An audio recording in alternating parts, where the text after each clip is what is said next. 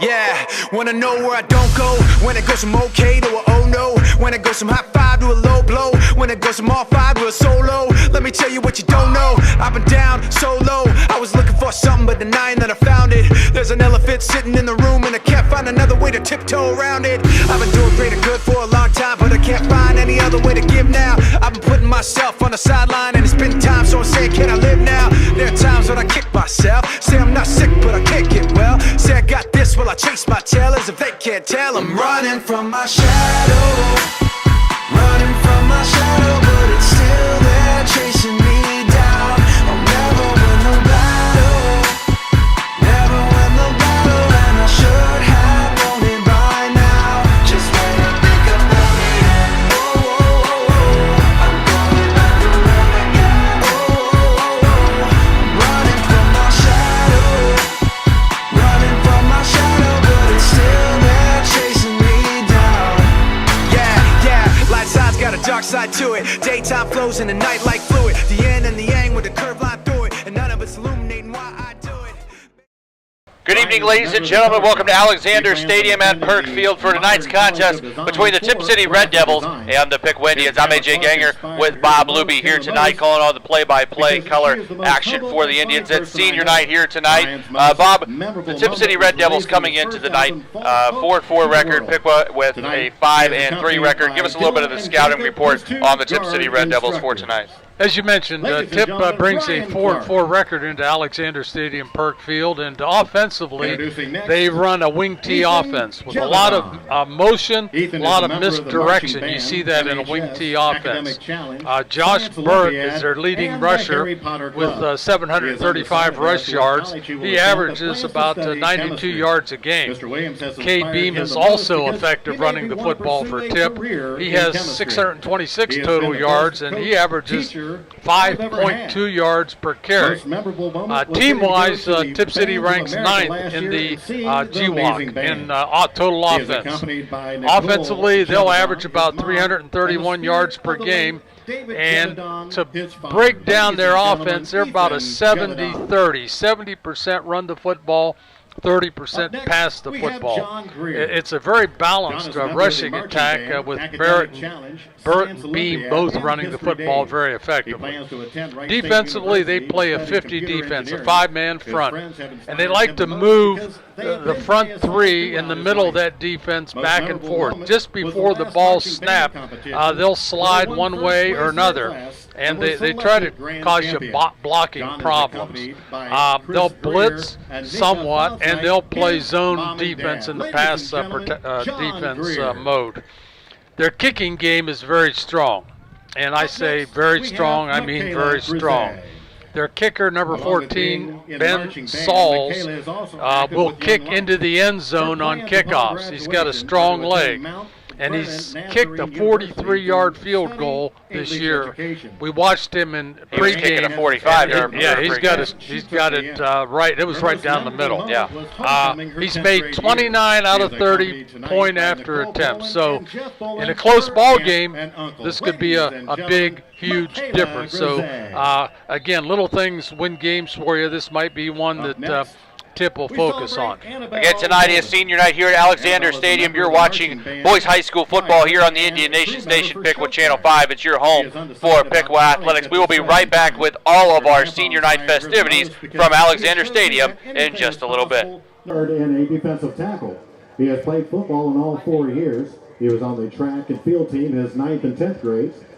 Zane has been a member of the PHS show choir his 10th, 11th, and 12th grades, along with being in concert choir. Zane plans on going to the Ohio State University in Lima and majoring in biology. Tonight, Zane is accompanied by his parents Jill Trissel and Frank Arbogast. Ladies and gentlemen, Zane Arbogast. I think what I'm going to do is just go Introducing right next, number 68, Caden Clark.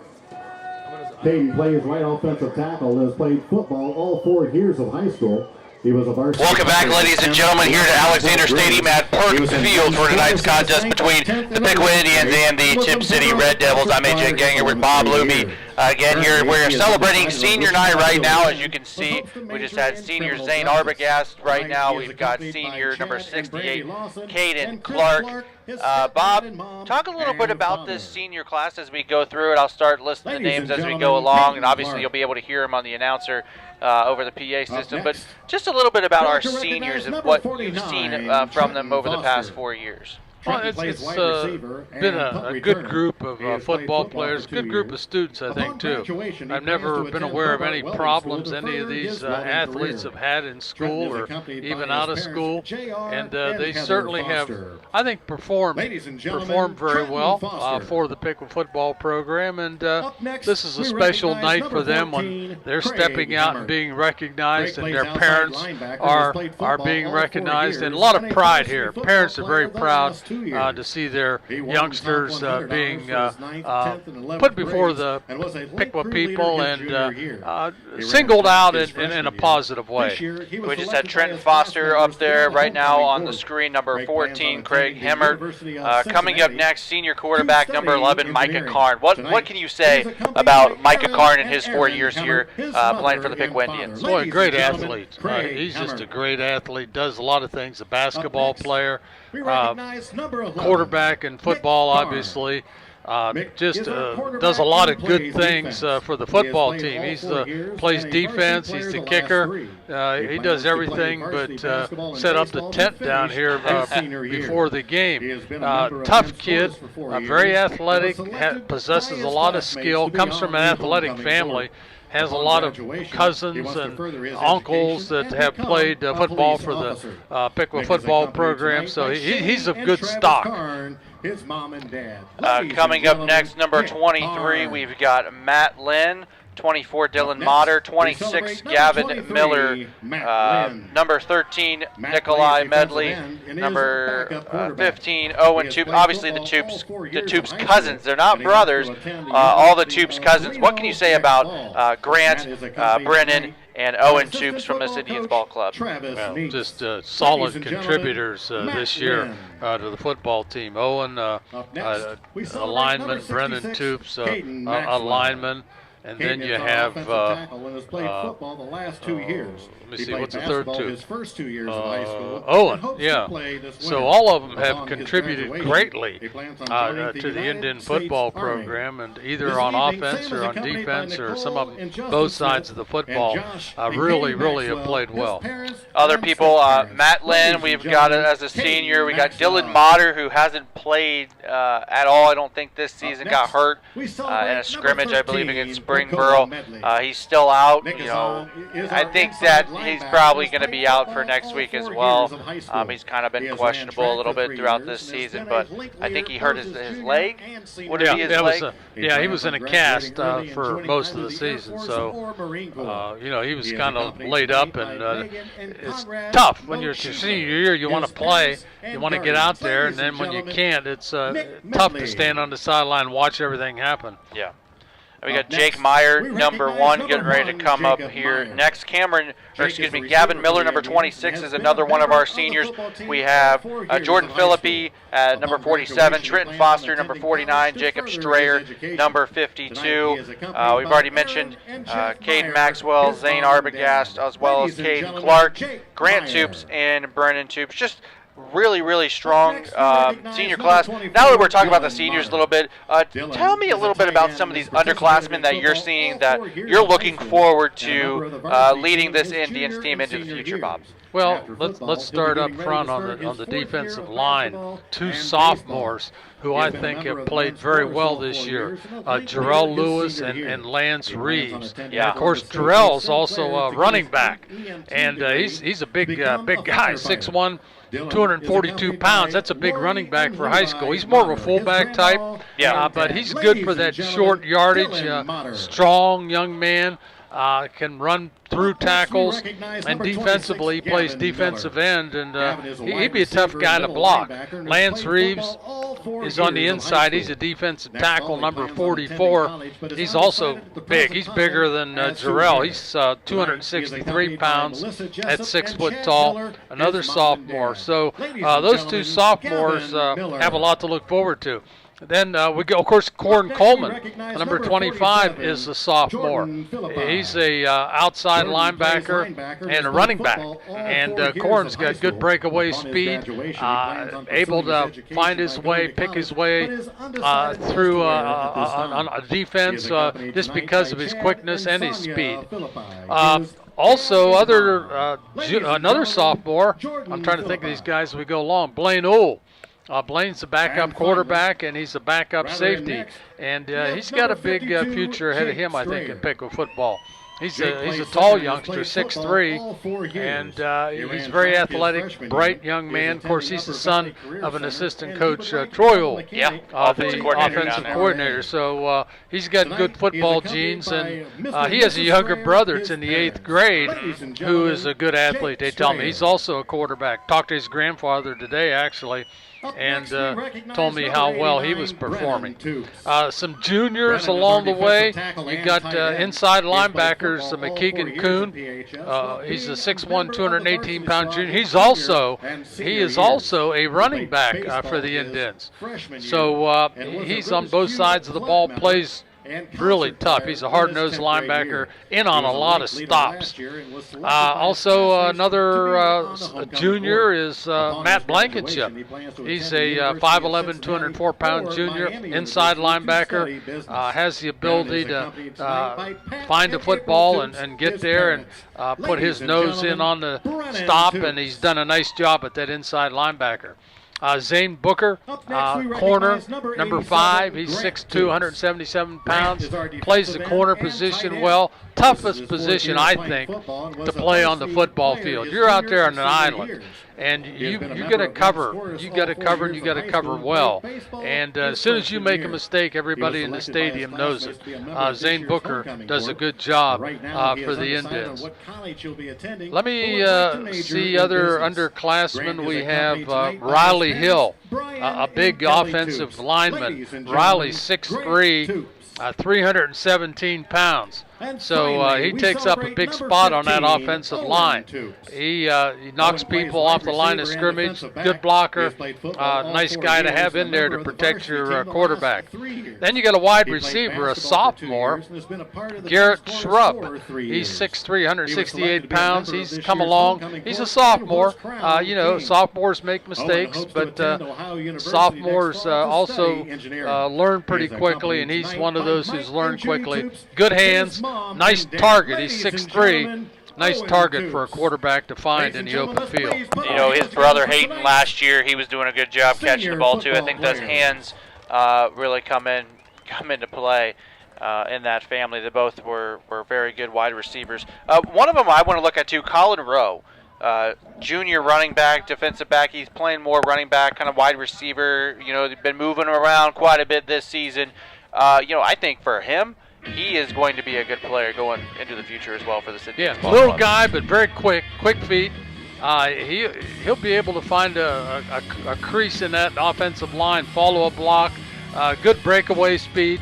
The Indians are pretty solid at running back with Kuhn, Lewis, and Colin Rowe coming back, and also Matt Blankenship gets in there, has some carries. Corin Coleman gets in there, runs the football a little bit. So running back seems to be a pretty solid position for the Indians. Well, Bob, as we move in now to more of our pregame coverage here tonight, as we get ready to go along, let's mention some of the cheerleading seniors as well. Bree Kessler and Lydia Heidenreich, the senior athletic trainers, student trainers, Tori Wilson and Alyssa Cantrell. They also honored the band seniors as well before we went on the air here this evening. Well, Bob, tonight the Tipp City Red Devils are coming in here to Alexander Stadium. They are looking to obviously ruin any chances, I think, for the Indians to get into the playoffs and for them to get above 500 this season. We were talking earlier on about the wing tee offense. Like you said, it's just one of those offenses that's really, really hard to prepare for. And, it's like you're playing the triple option. You're playing Army or your Navy or Air Force, one of the three academies. It's just really, really hard to stop a run-first team. Yeah, it is. And like we said earlier, when you don't see it very often, it takes a lot more adjustment. But I think Bill Neese prepares his team pretty well for any offense they're going to face. And Piqua's defense is all about reading keys, and these guys are pretty well schooled in the ability to read what the offense is doing. Now, again, you're going to see a lot of misdirections, a lot of counters, a lot of motion. So Indian defense is going to have to be on guard tonight and play pretty loose to be able to get their nose in and get in on the tackle. Now looking at the Tipp City defense, they play a 50 cover type defense. You said a lot of zone coverages, things like that. What is this Piqua offense going to have to do to expose this Tipp City defense? I think Piqua's going to have to somehow spread this defense out. Now, I know you guys don't like to hear this, but this is what my theory is. You spread that defense out a little bit, and it's going to give Micah Karn more room to run. Yeah. That's going to create running lanes for him, and I think, again, we all get a little nervous when he runs the football, but he runs it so well, and he takes a lot of punishment. He's a tough kid. He's a very difficult kid to bring down, and he runs like a fullback. Arm tackles don't stop him.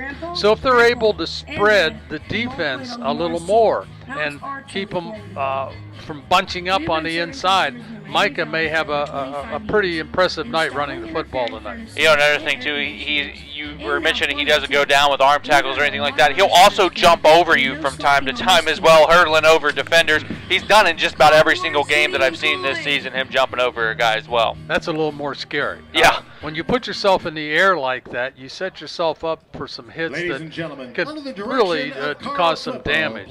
And there's been an issue with that with penalties. You know, there's never been a real definitive explanation as to why you can do it in certain situations and not in others. But, you know, it's come down to if a guy's on the ground, you can hurdle him. If he's has his hands on you and touches you in any way trying to make a tackle, that's something that can be penalized. So, and if you touch him on the hurdle too, you can be penalized as well. Yeah.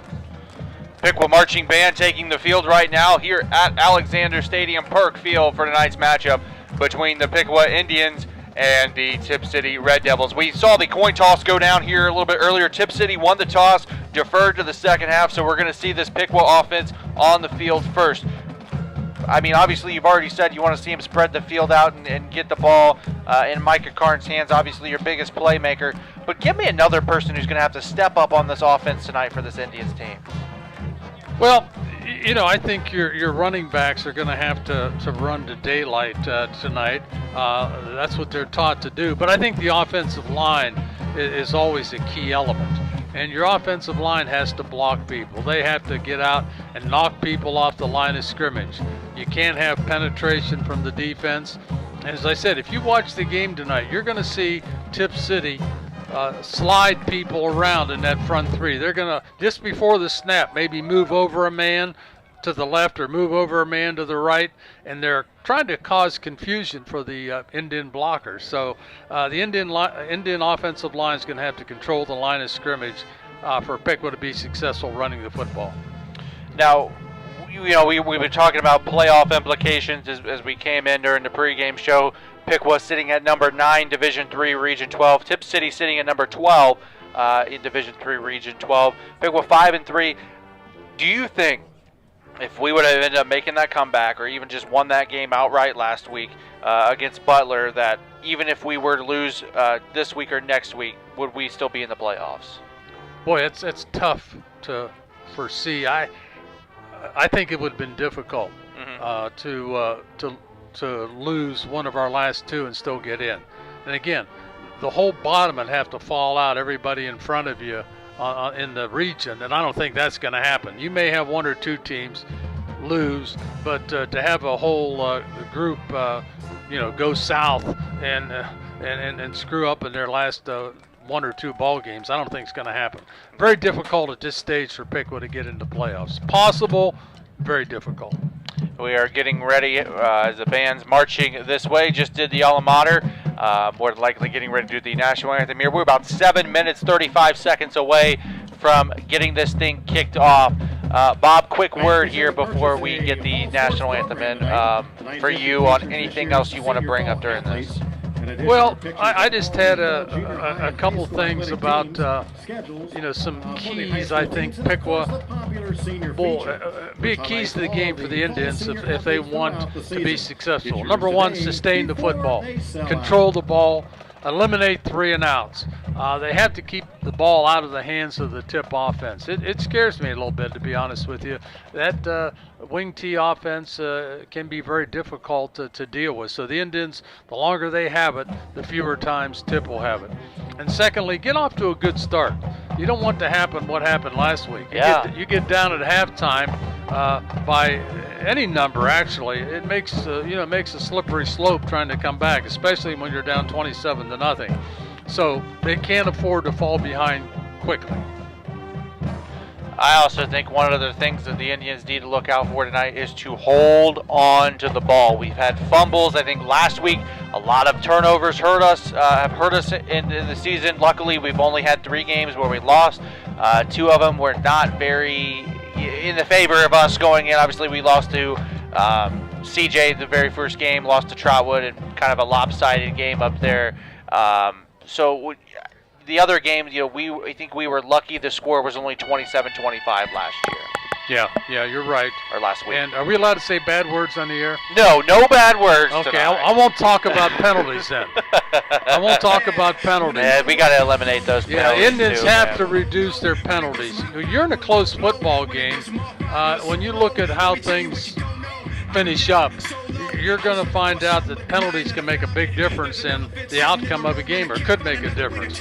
So the Indians they did better last week, had fewer penalties than they had the previous 2 weeks, but still have to do a better job of controlling that part of the game. In the last 4 or 5 weeks, we talked about it. They are looking almost down 400 yards of penalty yardage. I mean, that's just a killer. But I mean, we're lucky enough to have such playmakers like Mick Karn and McKeegan Kuhn, Kareem Coleman, the Toops. We're lucky to have those playmakers make big plays, because a lot of our touchdowns this year have came on long runs, and a lot of them too have been set up by long, big plays down near the goal line. Yeah, and it's disheartening for a ball carrier to break off a 60-yard run, and all of a sudden the flag 20 yards behind the play brings it back because of a hold or a block in the back or another errant play by their teammates. Tipp City Red Devils getting ready to take the field tonight as they are getting ready to run through a banner down there. I believe it says Tippecanoe Red Devils. We may not have the turnout here tonight at Alexander Stadium that we normally do with the weather. It's going to be cold. We could have some on and off rain. We've already seen some rain already here this evening. What factor does that play into tonight's game? Well, the fans don't play the game. That's for certain. But players like fan support. When you look up in the stands and see a lot of empty seats, and right now there's still some fans trickling into the Tipp City stands, but the distance they are from Piqua and the type of community they are, to me there's no excuse not to have a good crowd here. You know it's going to rain. You bring an umbrella, you bring a covering to protect yourself, and you deal with it. If your son, grandson, or boyfriend is playing, hey, you tough it out. But, you look down the Piqua stands, it's pretty sparse down there too. Yeah. People, I guess, bottom line is, don't like to sit out in bad weather. Yeah. Especially this point in the year.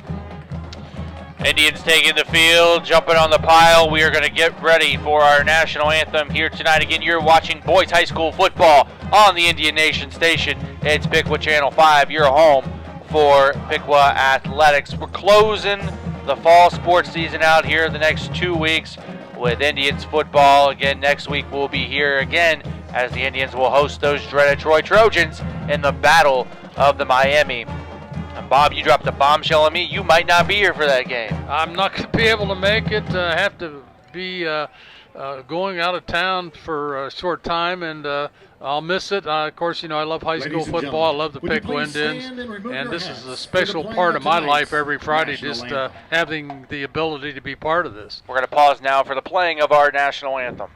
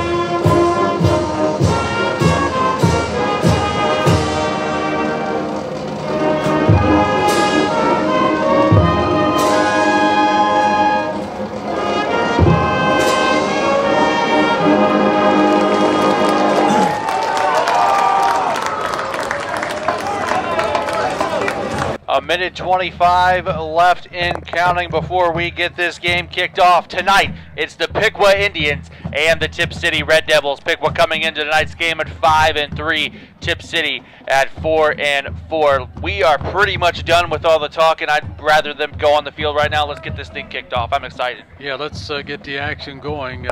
Again, a big game for Piqua, and I'm sure that Coach Neese has shared that with the team. Guys, this is it. We're down to the last two seniors. You have two regular season games left to perform in. It's going to be up to you to get out there and get after people. Ben Sauls will be doing the kicking for Tipp City here tonight.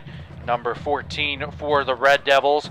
Back deep to receive the kickoff for the Indians. We've got number 25, Karan Coleman, number 49, Trenton Foster, and number 15, Owen Toops, as we get ready for Indians football here on the Indian Nation station. Glad everyone has joined us here this evening. Again, I'm AJ Ganger with Bob Luby as Dwayne Bachman on vacation at a wedding rehearsal here this weekend, and a wedding taking place. And I will be up here again, I suppose, with Dwayne next week. I may get back at the tail end of the game and watch the last minute or so next week. I'm going to try. But watch this kickoff. I'm going to bet that thing goes in the end zone. This guy has a leg, and he can really put that thing downfield. All three Indians returners are standing back on the 10-yard line. They may want to back up those 10 yards as Saul is kicking this one off, and we are underway here tonight. That one is going right into the back of the end zone. What a Not kick. Into the end zone, No, over the end zone. That one went right out the back of the end zone. So the Indians will start first down and 10 on their own 25-yard line. Again, the Indians will be defending the north end zone, going to the south end zone here in the first quarter. That is left to right on your television screens. Micah Karn coming out to give the play to the Indians in the huddle as we are ready for football here tonight, which is something that we have been waiting for all week after that loss to Butler. Micah Karn bringing him up to the line. We're going to start in the shotgun set. 3 wide receivers to the near side, 1 to the far side. Karn's going to keep it right away here on first down, getting out to the far side, and he's going to be brought down right at the 29-yard line for a gain of 4. Good gain on first down, brings up 2nd and 6. And on the stop for the Yeah, Red just Devils, again, Micah Karn trying to stretch that defense a little bit, keeps the football. And, you know, Karn can do a lot of things out of that shotgun snap. He can run a counter out of that. They can run a sweep with him or a trap. They even trap that particular play. So the defense has to be alert and to stop Micah.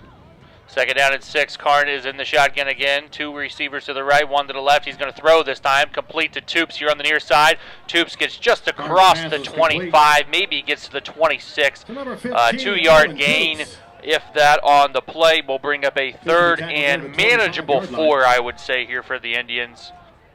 Yeah, Tipp played that pretty well defensively. Found the football and flew over, made the stop, and turned a possible 4 or 5 yard gain into a very short gain. 3rd down and 4. Karn will be in the shotgun again. 4 wide receivers this time, 2 on each side.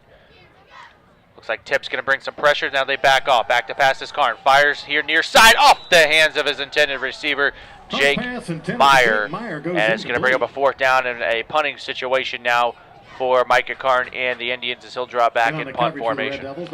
Meyer has to catch that football. I was in his hands, and I'm sure when he watches the film, he's going to say, yep, I should have had that.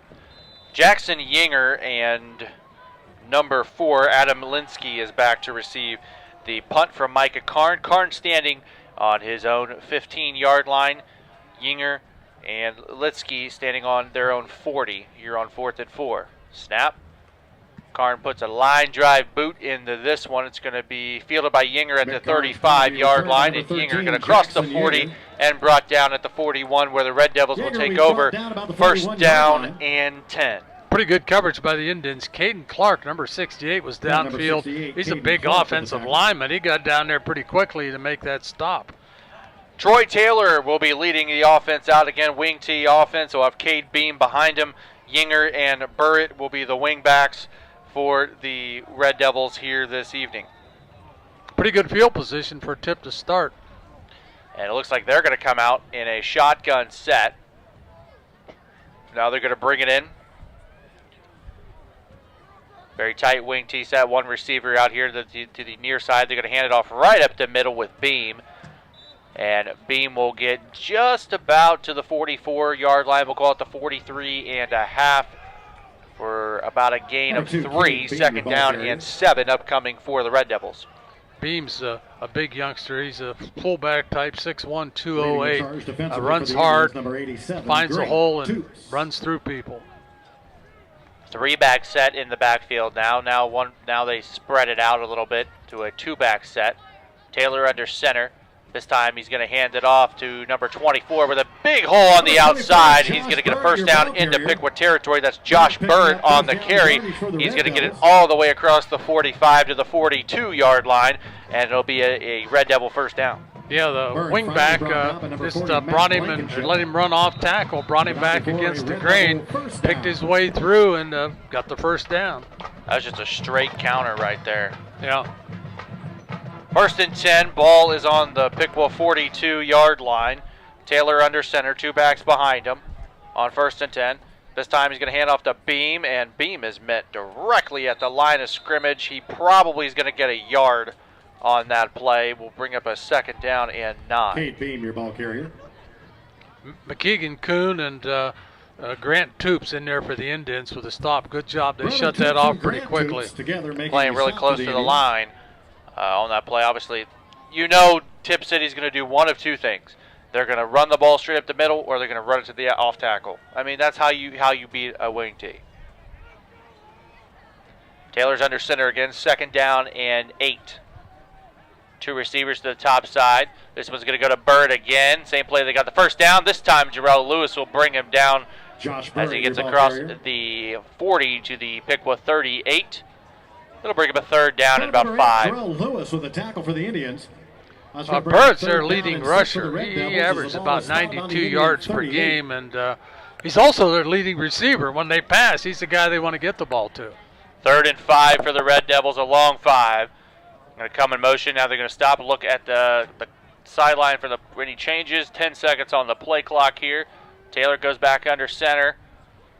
This time, he's going to hand it straight up the middle, even faked me out a little bit to Cade Beam, and Beam is very close to that first down, down to the 33-yard line. Looks like they're going to be just a yard short. We're going to have 4th and inches, depending on the spot. Yep, 4th and inches, and Tipp City's going to line up and try to hurry this one across. And 1 for the Red Devils. Taylor's going to hand it right back to Beam. Did he get it? From the spot, yeah, but looks like he's going to get it there, Bob. His progress took him over the top. First down, Red Devils. And there for the stop, we have Jarrell Lewis and number 87, Grant Toops for the Indians. I'll tell you right now, that Tipp offense looks pretty potent. They're doing a nice job of mixing their plays, going inside, going outside, and keeping the wing T in motion there. First and 10, ball on the Piqua 31-yard line as Taylor will bring him out. First and 10. And some confusion, and the Tipp City Red Devils will be calling their first time out here with 7 minutes, 29 seconds to play in our first quarter. Still no score. Tipp City driving here on the Indian Nation Station. Piqua Channel 5, your home for Piqua Athletics. At this time, we're going to direct your attention down to the 20-yard line as our senior cross-country runners will be down there. We have Olivia Ames, who's escorted by her parents, Andrew and Mary Ames. Olivia will be attending Miami University to study kinesiology. Liz Cox is escorted tonight by her parents, Matt and Katie Cox. Her plans for after graduation are still undecided at this present time. Grace McGonnell is escorted by her mother, Carrie McGonnell. Grace will be attending Wright State University and studying sports medicine. That is our senior cross-country runners this season for the Indians. So congratulations to them for our first group of senior cross-country runners. As we come back out after the Tipp City timeout, it'll be 1st down and 10. Ball is on the Piqua 31-yard line. Need a stop here, Bob. Big time. Taylor moves the offense around. He's got 2 backs behind him. This time he's going to take the snap. He's going to hand it off here to the left. Burt breaks through the initial contact and down to the 25-yard line for a nice gain on 1st down of 6. It'll break up a 2nd down and 4. Looks like they had him in the backfield. They hit him, but just didn't wrap him up. Arm tackle. He runs through arm tackles and plows ahead and picks up additional yardage. 2nd down and 4. Tipp City breaking the huddle now.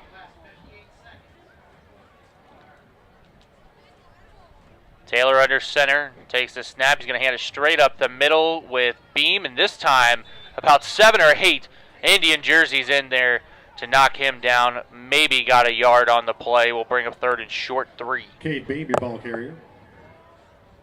Jarrell Lewis, number 8, looked like he was at the bottom of the pile on that tackle. So now Tipp's is faced with a 3rd and 3, and they continue to move the ball downfield. Jarrell Lewis was in there before the play even could develop. Yeah, he read that quickly and jammed it up. Started out in a Maryland eye, then spread it out. 3rd down and 3. Taylor's going to hand it off on the jet sweep to Burt. Burt's got a 1st down across the 20.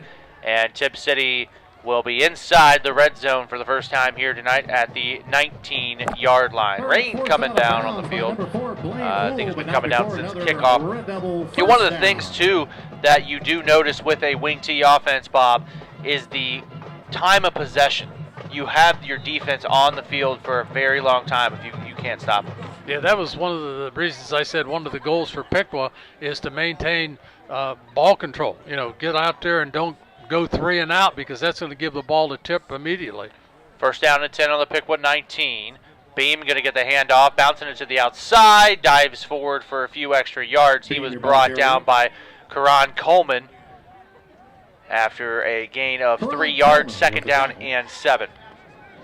You notice Tipp doesn't really suffer any negative yardage loss in this series. They're even if they only pick up 2 or 3, it's been a pretty consistent 2 and 3. Tipp City getting the play in from the sideline now.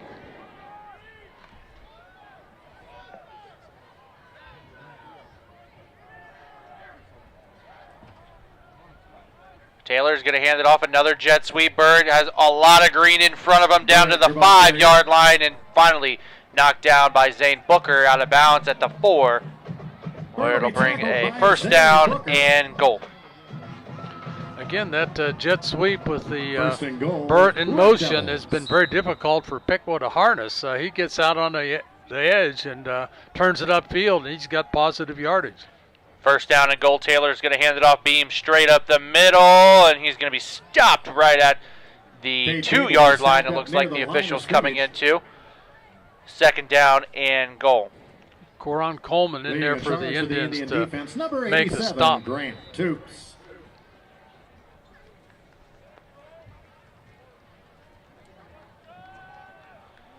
Tipp City takes a long time to get a play in. We are already under 5 minutes to play here in the first quarter. Piqua's only had 1 possession, and Tipp City's still on their first.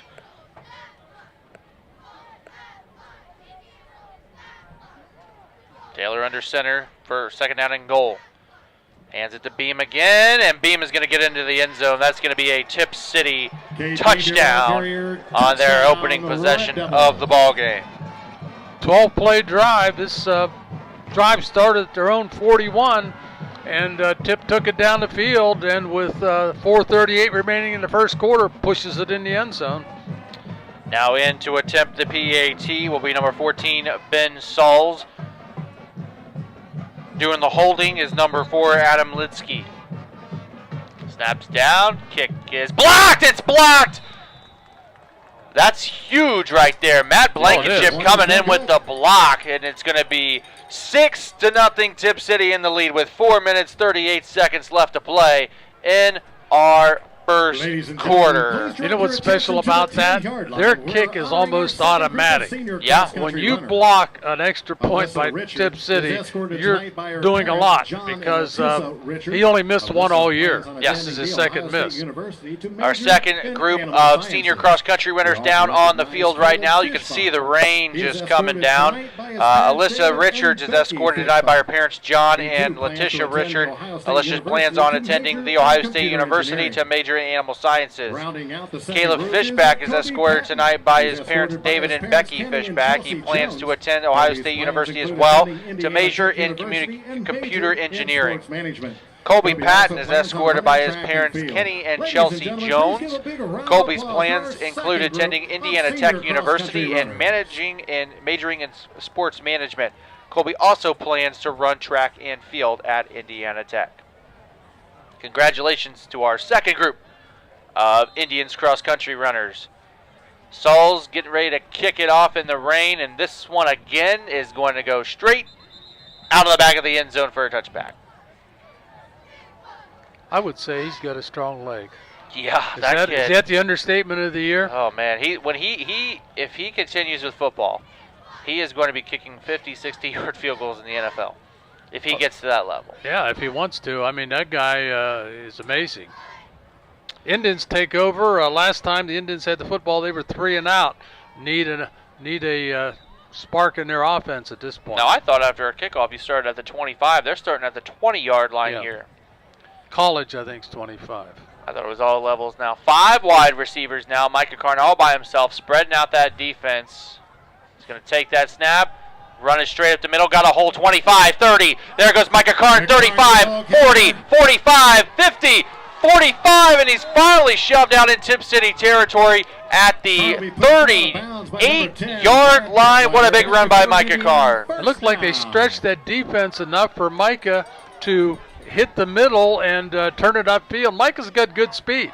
Riley Hill with a big block, though, to open that up. Yeah, Riley is a good offensive lineman, and Micah used that block to his advantage. Looks like we got some scores down there at the bottom. Greenville leading Troy 6-0 in the first quarter. We'll get you some more of those updated as we go. Another 5-wide set for the Indians as Micah Karn's in the shotgun on 1st and 10 on the Tipp City 38-yard line. He's going to take that snap. He's going to run it this time. He gets blown up in the backfield. What a hit by number 9, Mason Godspeed. Leading the charge for the Red Devils. Well, he came like he was shot out of a cannon. Gostomski. Correction. He's going to lose 2, and it's going to be 2nd down and 12. Yeah, he took a shot. Micah's going to be feeling that one in his sleep tonight. Oh, yeah. I mean, that was a heck of a tackle. That was a form tackle. That's the way you want linebackers to tackle. Boy, just came across a shoulder into Micah's back, and boom. Karn in the gun, running backs in the arm. He's going to hand it off to Matt Blankenship, who is bottled up at the line of scrimmage by number 9 again, right there for Tipp City. Blankenship, your ball carrier. He is only going to maybe get back to the line of scrimmage. It's going to be 3rd and 12. Will be tackled by number 10, Brad Detwine. Again, after a big first down play, your first play of the drive, the last 2 plays just getting blown up. So, again, Piqua might be in 4-down territory. I'm not sure what the philosophy will be, but they have 11 yards to go for this first down. Shotgun set again, 1 receiver each side, 2 backs next to Karn, who's in the shotgun. Ball is fumbled on the snap, just didn't really come out. Lewis picks it up, and he's going to be bottled up at the 42-yard line. So now I'm thinking Piqua's going to punt this one because you don't want to give Tipp a short field. Devils, number 13, it's going to be 4th down and 15, and Micah Karn is going to drop back in punt formation. Tipp City doesn't have anyone back to receive this punt. They might think Piqua may fake it. Karn might pin him deep.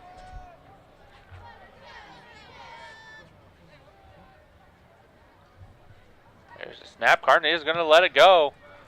It's going to hit at the 12, still bouncing, and it's going to be a touchback into the back of the end zone for the Indians. Tipp City's going to come out at 1st down and 10 on their own 20-yard line with 2 minutes, 25 seconds to play in the first quarter. Tipp City leading 6-0. Piqua needs a shutdown here. They need 3 and out because Tipp just it's no secret what they're doing. I think Piqua knew coming in what Tipp was going to do offensively. They're going to run beam, they're going to run Burrett, and just pound away at you. First down and 10. Taylor with the 2-back wing T set again. This time he takes it, hands it off to Burrett. Bird breaks through 2 tackles, almost breaks through a couple more as he gets across the 25 to the 27-yard line. Finally brought down by number 87, Grant Toops for the Indians. 7 big yards on first down, and it'll bring up a 2nd down and 3. Yeah, some missed tackles back there by the Indians. Indians were in position to make a stop, but they let the back run through the tackle. 2nd down and 3. Taylor breaks the huddle, brings the Red Devils up to the line of scrimmage in that wing T set. Jet sweep again. Bird this time far side, and gets through a tackle attempted by Zane Booker and Micah Karn before he is brought down right at the 30-yard line. Leading the charge for the Indian defense, number 5. Wait to see the call on this one to see if it'll be a first down, and it is. Official says first down, so it'll be first down and 10 for Tipp City at the 30. That pickup good enough for another Red Devil first down. Indians need a stop here. 1st and 10 under center now. This time he's going to hand it off to Yanger. Yanger strings it out, cuts it upfield. There's going to be a hold right here. Bird 13, definitely held Toops right there. Penalty flag at the 30. Back. But I think Tipp's found that they can attack the perimeter of the Piqua defense. Yeah. They're running that jet sweep on to both sides.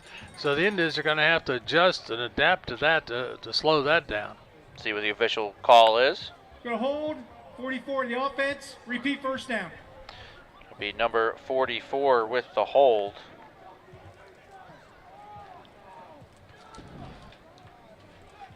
And that would be Bryce Campbell. He's a wide receiver. I don't think Campbell was the one with the hold. I really think that it was 24 Burt, because after Burt ran through a guy, basically threw him on the ground. That's when the flag came out.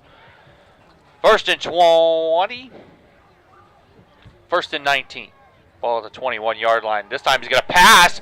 Pressure. Breaks through a couple tackles, and he's finally brought down by that Piqua defense there. Troy Taylor dropped in the Red Devil backfield.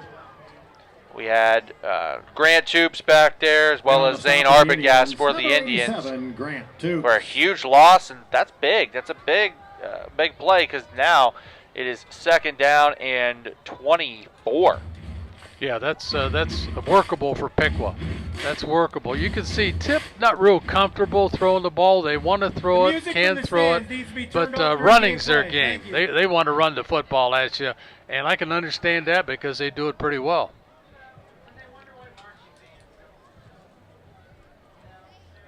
Second down 24 as Tipp City is coming out with the play. They're still in the huddle. Referees still have yet to blow the play clock. There it is. Taylor's going to come out in the shotgun formation to start. 2 receivers top side, 1 near side. He's going to take it. He's going to throw a quick throw out there to the far side. Completed 25 down to the original line of scrimmage at the 30-yard line is, I think it was number 5. Pass is complete to number 5, Jackson Martin. That's Jackson Martin on the catch.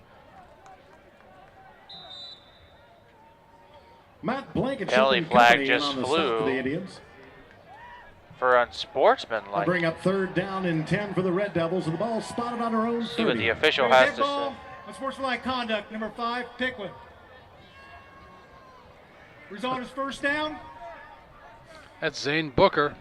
Cost his team some yardage. He just gave Tipp City a free first down because it was going to be 3rd and 10. Yeah. Yep. No, again. You got to play smart. You have to play smart. It's going to give Tipp City a first down, move the ball all the way up to their own 45-yard line. 2 seconds remaining here in the first quarter. I'm pretty sure once the official blows the whistle. Ball, unsportsmanlike conduct, defense, first down. Official reiterating the call. They're going to run the clock, and that's going to do it at the end of our first quarter of play. Tipp City leading the Piqua Indians by the score of 6-0. You're watching Piqua Indians High School football on the Indian Nation Station, Piqua Channel 5. Your home for Piqua Athletics. Bob, a very disappointing first quarter there so far here for the Indians. We're going to have our senior golfers. Let's read these real quick before we get in our first quarter analysis. Skylar Sloan will be escorted by Holly and Randy Knife. Sloan plans on attending Bluffton University to study criminology and also run track and field. Kelsey Bachman is escorted by her parents, Kirk and Anita Bachman. Kelsey is looking at attending Capital University or Ohio Dominican to become an optometrist and also play college golf. Our senior golfers tonight. All right, Bob, it's 6-0. We've only had the ball twice. We've had one big play, and Tipp City has pretty much controlled this game, and they're only on their second possession. Yeah, it's ball control by Tipp, what Piqua didn't want, and both sides of the ball. Piqua wanted to keep the ball, sustain drives, and as you said, just one big play. The problem with Piqua, they haven't been able to contain the offense of Tipp, especially the jet sweep, able to run it out on the perimeter and turn it upfield, and just the ability almost to hide the football. It's hard to find out who does have the football. A fake to the dive man, give to the pitch, or fake to like you're going to pitch it, give it to somebody coming up inside. It's a difficult offense to defense, I think. We just recognized Tony Riley down on the field. Miss Riley diagnosed with breast cancer. Everyone has the pink shirts that represent breast cancer awareness. It is October, Breast Cancer Awareness Month. We wish her a very speedy recovery in fighting this terrible disease as well. We're going to begin our second quarter as they switch the field. Tipp City will have it after a free first down by the Indians as Taylor's under center. And it's going to be reverse Yinger. They almost got it 8 up in the backfield, but he's going to be able to get a yard out to the 46-yard line. Looks like Tubes had him dead to rights in the backfield. He just broke through from that tackle, and Karn came in and cleaned that one up. Yeah, they held him to a yard, but they could have had him for negative yardage. As you said, Grant Tubes had a shot at him, just didn't take him down. Only a gain of a yard. Second down and 9 for Tipp City. Ball is on their own 46-yard line. Taylor breaking the huddle, coming out, 10 seconds on the play clock. Going to snap it. He's going to hand it to Burrett. Burrett on the far side. Gets close to that first down. They're going to call him down. One referee is on 1 yard marker and the other one on the other. They're into Piqua territory now at the 47-yard line, 3rd and 3. Yeah, again, short yardage, but Tipp has managed to pick up that anywhere from 3 to 4 yards on every play. 3rd down and 3. Back to the line here quickly. Bird came in motion, stop. Now Taylor looking at the sideline for any audibles.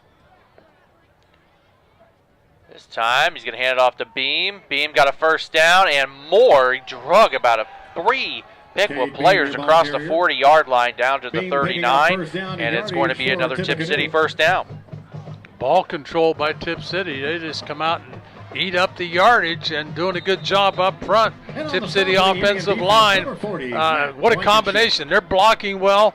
Backs are finding holes and turning it upfield. What a combination. Blankenship with the tackle. It's going to be a first down and 10. Ball on the Piqua 39-yard line. Under center's Taylor. Yinger goes in motion. This time he's going to hand it back to Beam. And Beam stumbles ahead to the 37-yard line for a gain of about a yard and a half. Second down and 8. One thing about Beam, if he's tackled, he doesn't fall backwards. He falls forward. That's what you want your running backs to do, too. Yeah, you're taught to put the head down and shoulder pad level, and just to pound it straight ahead. The Indians have to tackle and take a guy back. And you can't allow them to gain 1 or 2 yards on the tackle. Second down and about 8. Taylor's going to go back to pass.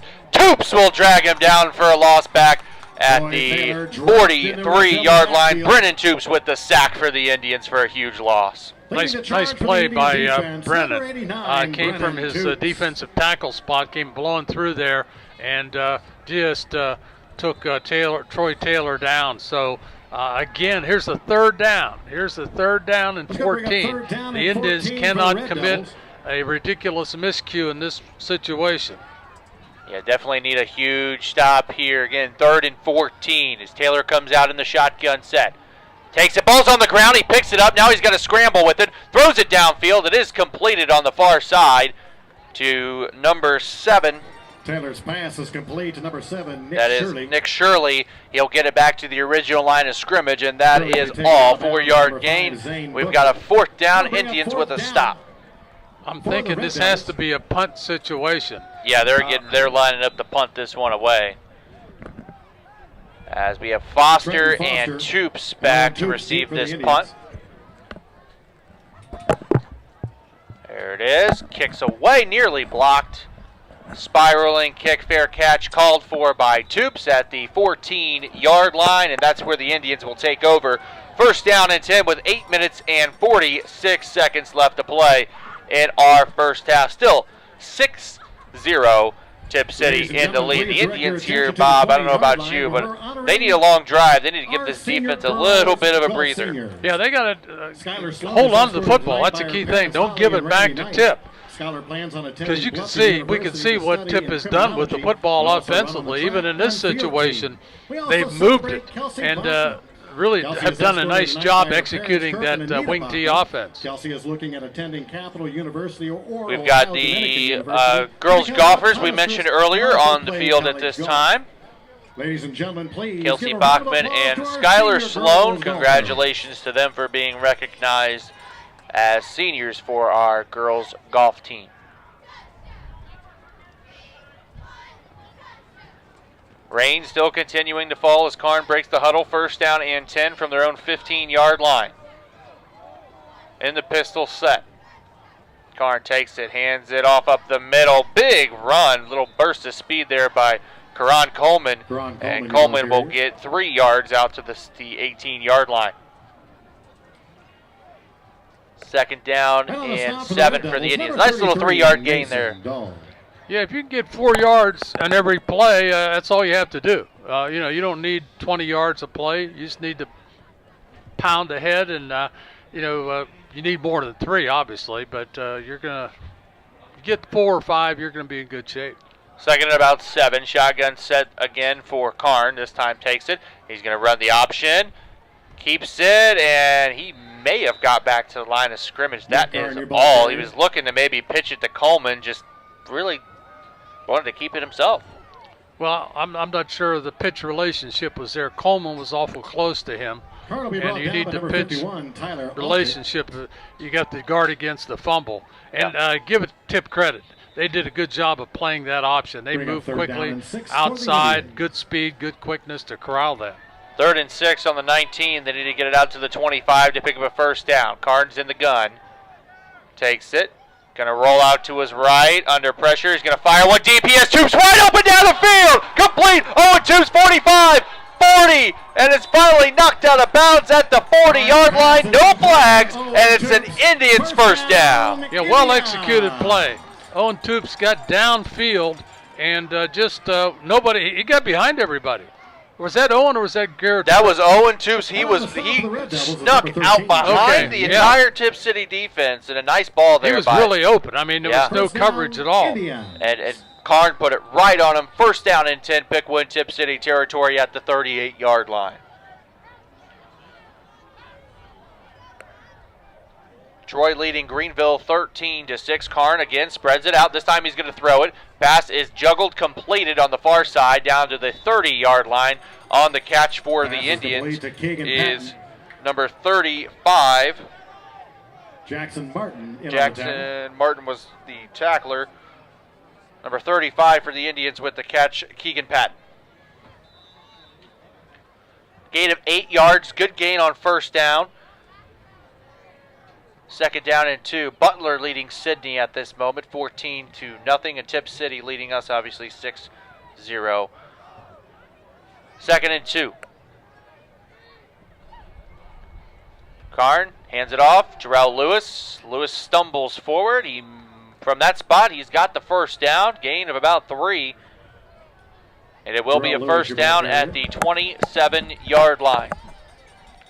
Yeah, Jarrell is a power runner. He's not going to win a 100-yard dash or 100-meter dash, but he'll knock some people down coming up to make a stop. And he's just a tough kid, 6'1", 242 pounds. It's almost like watching the Fridge run the ball. Yeah. He's a fullback, a legit fullback. Yeah. First down and 10 for the Indians. We're about halfway through this second quarter, and the shotgun formation is Micah Karn. This time, held onto it for a long time, hands it off. Lewis stumbles across the 20 to the 19-yard line, but a penalty flag is down at the 24-yard line. Anything behind the play is usually a hold. It's going to be a hold against the Indians. Ben Ambos with the tackle for Tippecanoe.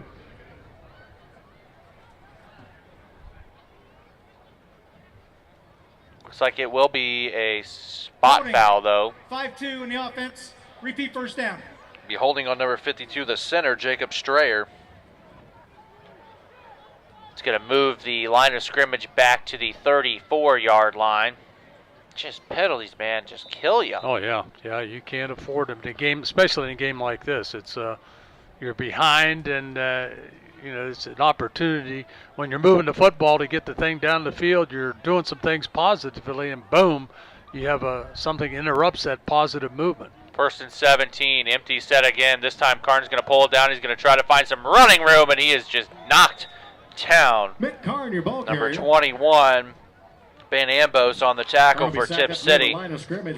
Tipp was coming up. They were looking for the run. The backers were coming back. I think you line up in the same formation. This time you throw the football. They did that at the first play, or a couple plays ago. They lined up 5 wide, ended up throwing that little short dink and dunk pass, and I agree. I think they need to do it again. Yeah, let them come up quickly. Karn gained a yard, second down and 16. He's going to be in the pistol set. Takes it. Now he's going to run the option again. This time pitches it.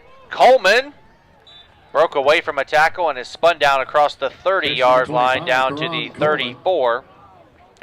29.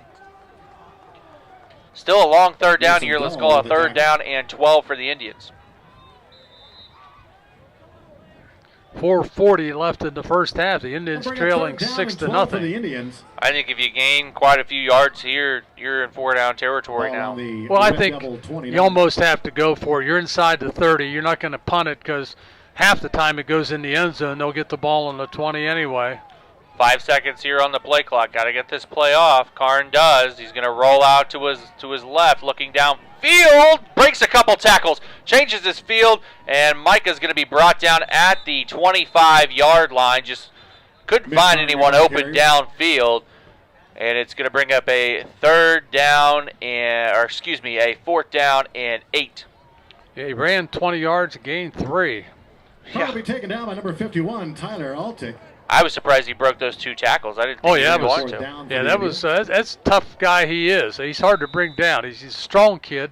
Got a lot of power in his legs. It always keeps those legs moving. Doesn't go down with an arm tackle. Shrub comes in with the play. 4th and 8. 3 wide receivers to the right, 1 near side left. Shotgun formation for Karn. Karn drops back to pass. Looking for Tubes. He's got Tubes. Tubes caught it. Touchdown! Touchdown! Yeah. Holy Toledo, it's a touchdown for Piqua. That's for you, Melinda. Double coverage. He had double coverage on Tubes. They had somebody bracketing him. And it was underthrown. He went up in the air and took it away from the 2 defenders. An underthrown ball, too, there for Micah Karn. Good strike, Micah Karn, 2. Owen Tubes for an Indians touchdown. They needed that one. They're going to line up to kick this extra point. Owen Tubes will be holding it. Micah Karn will be kicking it. This to give the Indians the lead, believe it or not.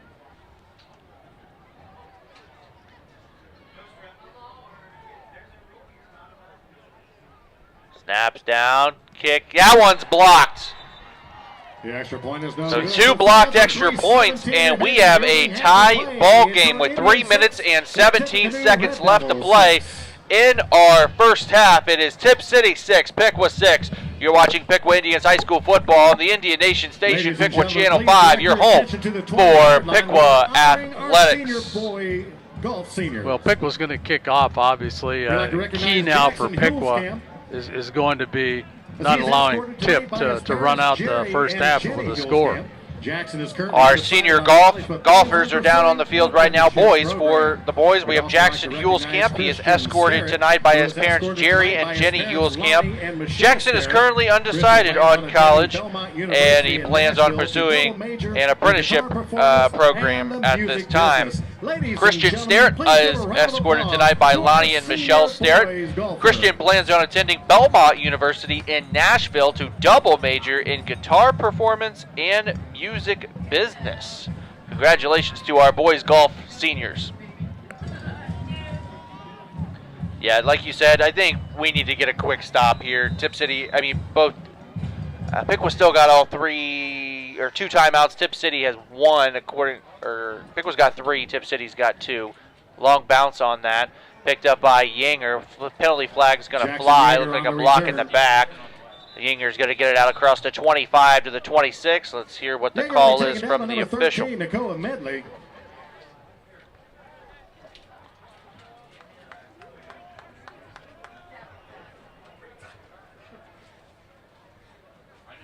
I'm not sure what that signal was. Me neither.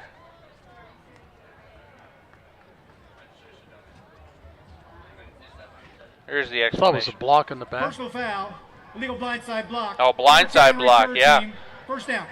It did look like a block in the back, but he did kind of fly out of nowhere and take Yeah. him out. That's going to put Tipp City all the way back on Inside their their own 10. 9. Inside their 10, yeah. That's a great starting point for them, if you're a Piqua fan. Yeah.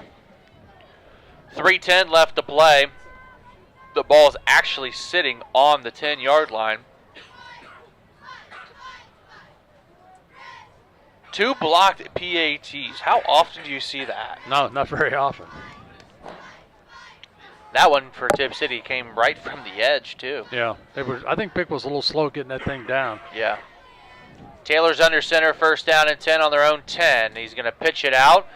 We've got Bird here near side, 15. Still, man, moving guys forward. Josh Burrett, your ball carrier. All the way out to the 20-yard line. Blaine Ohl, I think he got his head in on that tackle from his safety position.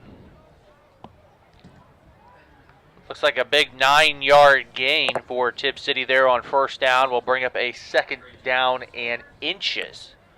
Just need to get it across the 21 to the 21.5-yard line.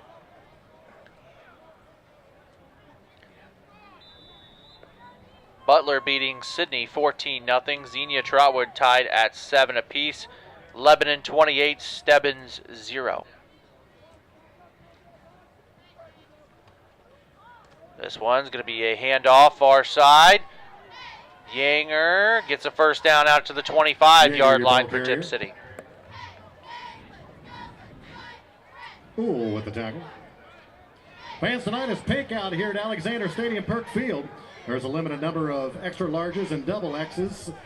The pink out shirts are on sale in the Spirit store for $10. All monies will go to women who don't have insurance that need mammograms. Tipp City looks like they're just wanting to run this clock out. We're almost to 2 minutes to play here in the first half. Taylor under center. He's going to hand it off to Yanger, who then reverses it to Bird. Bird up the middle. He's got one man to beat. Foster trying to bring him down, and he does. Josh Good Bird, tackle by your ball carrier. Foster, but he's all the way into Piqua territory at the, looks like 46-yard line, or excuse me, 36-yard line. First down and 10, Tipp City. That was a counter, a little counter action. You fake to one side and give it to the back coming across from the other side, and Piqua football players just didn't read their keys, weren't in a position to make a stop, and Tipp's got the ball in Piqua territory. First and 10 on the 37. Yeah, they were looking probably to run the clock out. Now they're looking to just put some points on the board. Taylor under center, fakes it, hands it off to Beam up the middle. Beam rumbles and stumbles his way across the 35 to the 34-yard line for about 3 yards. Beam, your ball carrier. Second down and 7. 1:35 and counting left to play. Still no timeout called by either team.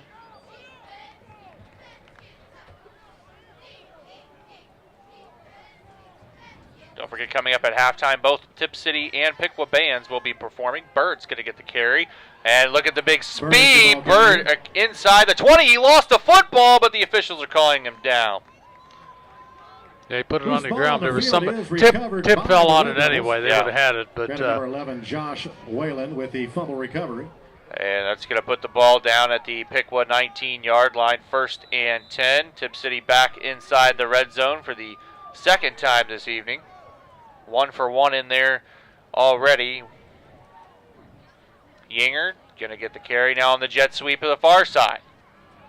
And he'll get 4 yards out to the 15-yard line. Jackson Yeager, your ball carrier. it's hard to believe this drive started on the Tipp 9.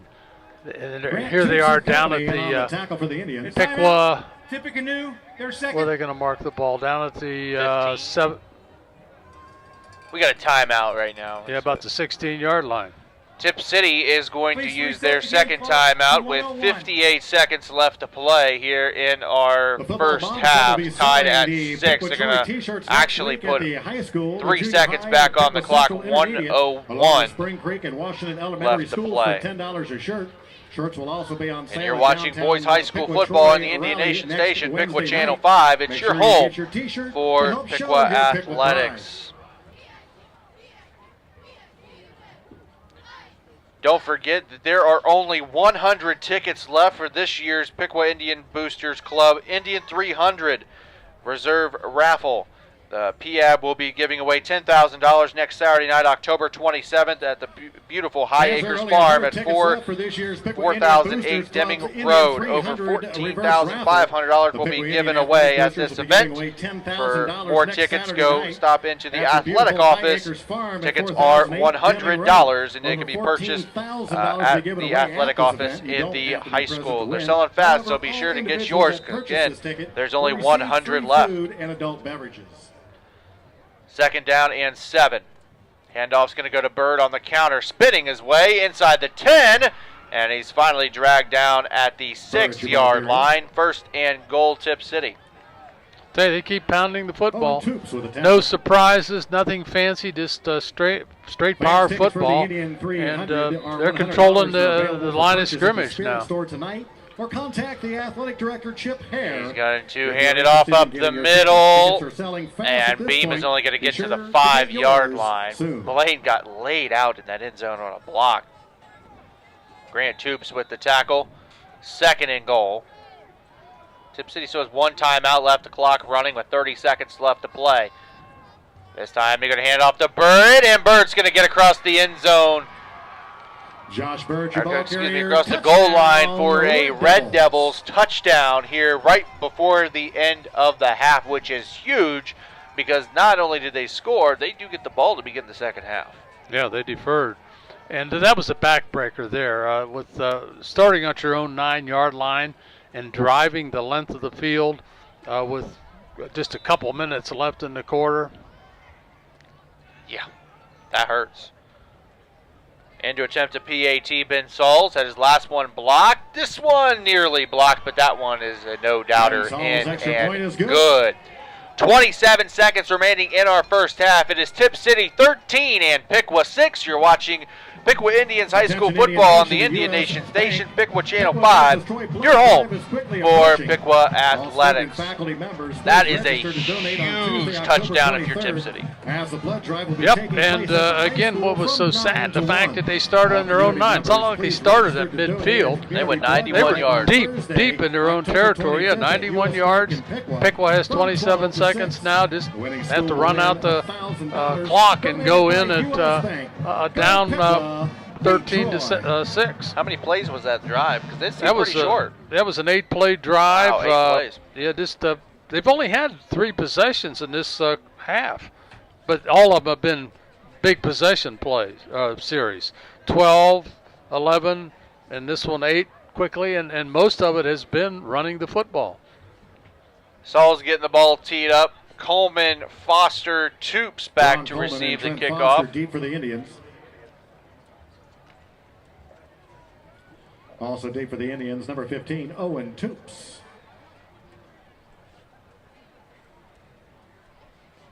I don't know. Do you try to score one here? Or Ben Sauls the kick for the Red do you Devils. just take it into half?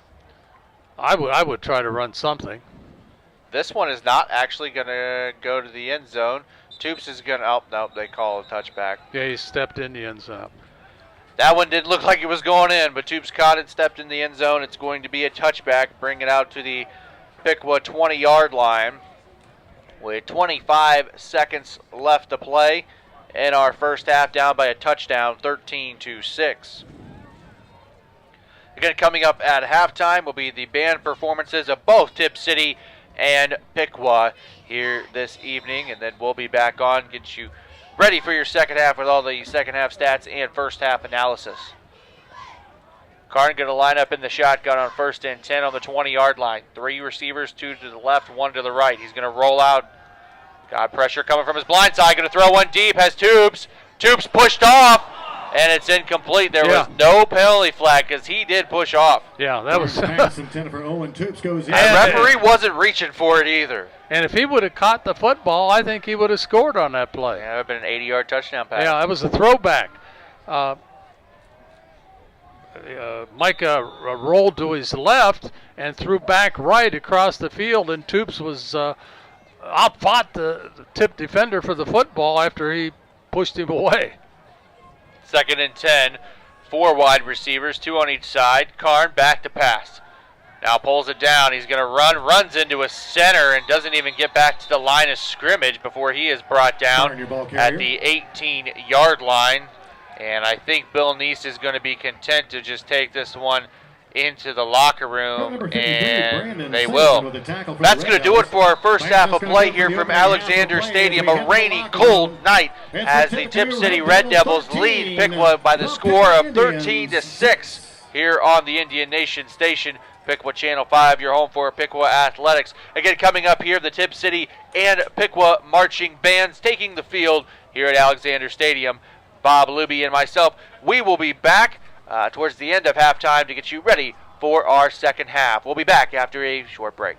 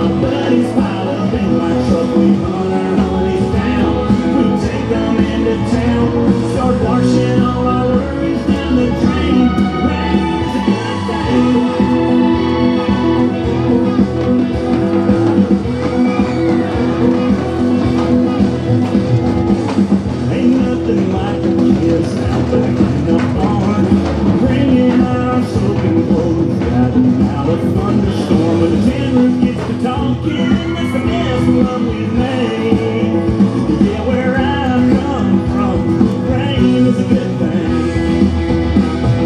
Rain makes corn, corn makes whiskey, whiskey makes my baby feel a little frisky. Back roads are bogging up, my buddies pile up in my truck. We hunt our honeys down, we take them into. Welcome back here to Alexander Stadium at Perk Field. It is 13-6 here at the half. Tipp City leading the Piqua Indians at this time.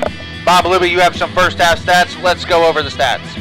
Okay, let's look at what we have here. First downs, Tipp had 12 first downs to Piqua's 4 first downs. Rushing yards, Tipp rushed 30 times for 165 yards. Piqua rushed 12 times for 58 yards. Passing the football, Tipp was 1 for 2 for 14 yards. Piqua was 4 for 6 for 78 yards. Total offensive plays and total yardage, Tipp had 32 offensive plays for a total of 179 yards. Piqua had 18 offensive plays for 136 yards. Time of possession, Tipp had the ball for 14 minutes and 19 seconds. Piqua had the ball for 9 minutes, 41 seconds. Individual stats, Micah Karn rushed 7 times for 50 yards. Corin Coleman twice for 7 yards. Matt Blankenship once for 1 yard. And Jarrell Lewis twice for no yardage. For Tipp, Josh Burrett, he was the big man for their rushing attack. He rushed 13 times for 136 yards and 1 touchdown. Cade Beam rushed 12 times for 32 yards and 1 touchdown. Burrett was Mr. Outside, Beam was Mr. Inside, and they did a good job of sharing the offensive firepower for Tipp City in the first half. Tipp just dominated offensively. Piqua could not find a way to consistently stop that Tipp City wing T offense. They just pounded the football and either took it inside or outside, got it on the perimeter, turned it upfield. The Indians struggling to find a way to shut that down. So it's 13-6 right now, Bob. God, man, just only a couple possessions for the Indians, and we could have had one big play there towards the end of the half, but just unfortunately fell incomplete. As Owen Shoops looked like he pushed off. I mean, he got lucky; he didn't get called for pass interference either way. What are you seeing right now in this ball game? Well, I'm seeing a Tipp City offense that's really controlling the line of scrimmage and just kind of doing what they want to do, running the football. They don't pass the football. They're more or less telling you, hey, we're going to run the football, and we're not trying to fool you. This is what we do. They only threw 2 passes and completed 1, and the rest of the offensive plays were plays where they ran the football. They've been dominating with Josh Burrett. He's controlled the rushing game for Tipp. A lot of it on the outside, on the edge, got on the perimeter, misdirection plays. He's been the man, and he was their leading rusher coming into this game. And the fullback, the Cade Beam, big guy, he hasn't been as productive as Burrett, but he certainly has done a good job too. So the Indians, couple things. Number one, they have to control more of the offense. They have to stay on the field longer. More first downs, maintain possession, because when you give the ball back to Tipp, it's almost look out, here they come. So they can't allow Tipp to have the ball as frequently as they allowed that in the first half. And secondly, when Tipp does have the ball, they have to find a way to take away that jet sweep, anything to the outside, and shut down that wing T offense. Yeah, I mean, Tipp City's had the ball. I don't know if he had time of possession down there or not. They had the ball for a majority of that first half. It was 14 minutes, 19 seconds opposed to 9:41. And when Piqua has the ball, we can't go 3 and out. We've only had a couple possessions where we went 3 and out. We had one where we had a nice big play and then our drive stalled out. We can't have that. We need to get it down inside Tipp City territory where it can be 4-down territory. We don't have a field goal kicker like Tipp City that's going to kick a 45, 50-yard field goal. We just don't have that ability. They do. We need to get in those 4-down situations and possibly a 4th and short. Then we could be talking about. But like you said, I don't know if you've noticed, Tipp City's linebackers are starting to creep up. They're starting to play close, and our receivers are starting to get open downfield behind the defense. We need to be able to read that, see that, and go over top of them. Yeah, and, Piqua tried to spread Tipp out a little bit, but still they weren't able to succeed with their running game even when they spread them out. So I think you're going to see Piqua throw the ball a little more, and maybe Piqua, since Tipp only threw it twice, can cheat up their safeties and corners a little bit to try to take that action on the perimeter away from Tipp City. You can't sit back and 15 yards from the line of scrimmage and allow the ball carrier to turn the corner and turn it upfield because he's going to pick up a block or two along the way. And again, that's judgmental. I know it's tough because Tipp could still throw the football. Yeah. They do throw it. Not much. They haven't thrown it much here, but you have to mix it. You have to blend that, bringing your defensive backs into the play more than they did in the first half. I will say when Tipp City tries to throw the ball, our defensive line is getting very good pursuit in the backfield to the point where we can just go ahead and sack somebody real quickly. And, that's a credit to our defensive guys, coaching as well, getting these kids to fire off that ball as soon as that ball snapped. Yeah, that's – and I'm sure they've had a little schooling on that at halftime. 13-6, the Indians trailing at this point. They need to get a stop. Tipp City going to get the kick, but the Indians need to get a stop and get a hold of the football and tilt the momentum back to Piqua. That momentum's been on the Tipp side of the football field all the first half. The Indians have to get that back and do something positive offensively.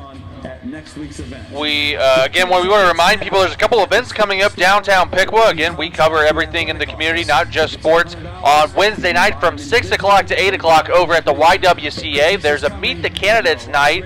Get out there if you want to meet the people running for your city commissions and any other open seats for elections. You can go out there, you can learn everything, ask questions, do everything you need to do to get your mind ready for Election Day coming up in the midterms. Also on Wednesday night at 8 p.m. downtown, there will be a parade and a pep rally for the Piqua-Troy game. The parade will start on Main Street and end at the gazebo where the rally will take place. It will follow the Halloween festivities downtown.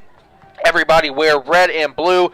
Come out downtown to support and get ready to beat Troy next week. As well as tickets for next week's game are on sale for the 134th meeting between Piqua and Troy, the oldest rivalry in the state of Ohio. Tickets can be picked up at Toma's Jewelry Store downtown and at the Piqua High School Athletic Office. Tickets are $4 for students, $6 for adults, and $8 at the gate. So that's a lot of stuff happening coming up. Don't forget, there's still 100 tickets left for the Indian 300 Reserve Raffle. PAB's giving away $10,000 next Saturday night, October the 27th. Over $14,500 will be given away at the event. You must be present to win. However, all individuals that purchase tickets will receive free food and adult beverages. Tickets are $100, and see Chip Hare in the athletic office for more information and to pick up your tickets. Carn, ready to kick this one off as we begin our second half. It's a short kickoff. Going to be picked up by one of the upmen at the 26-yard line. That's Yinger, and Yinger's going to get it out across the 35 to the 36-yard line where the Red Devils will take over. First down and 10. Indians need to stop. They can't go back to what they were doing in the first half and allowing Tipp to pick up big yardage on first and second down. That's going to get them in trouble very quickly. They're trailing 13-6, and they don't want to get behind much more. Yeah, also, like we were talking about, big game here for playoff implications as well. A win tonight could push Piqua into that top 8. Taylor's going to hand it off. up the middle, and he gets it out to the 40-yard line, to the 40 and a half. About 5 yards there on first down for, I believe, Yinger. No, excuse me, that was Beam on the carry for Tipp City. Second down and 5. Taylor barking out the play at the line on second down.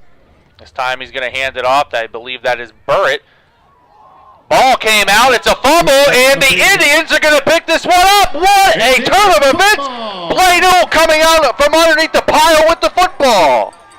Maybe it's going to be a repetition of what we had last weekend or last Friday. Second half fumbles. Recovery for the Indians. That's a huge play right there for the Indians defense. Getting the ball back in plus territory on the Tipp City 44-yard line, where they will take over first down and 10. Just what we needed right there. Doctor ordered that one. Yeah, no question about that. And it's now you have to take advantage of that. You have the fumble. You have to turn that into a positive opportunity.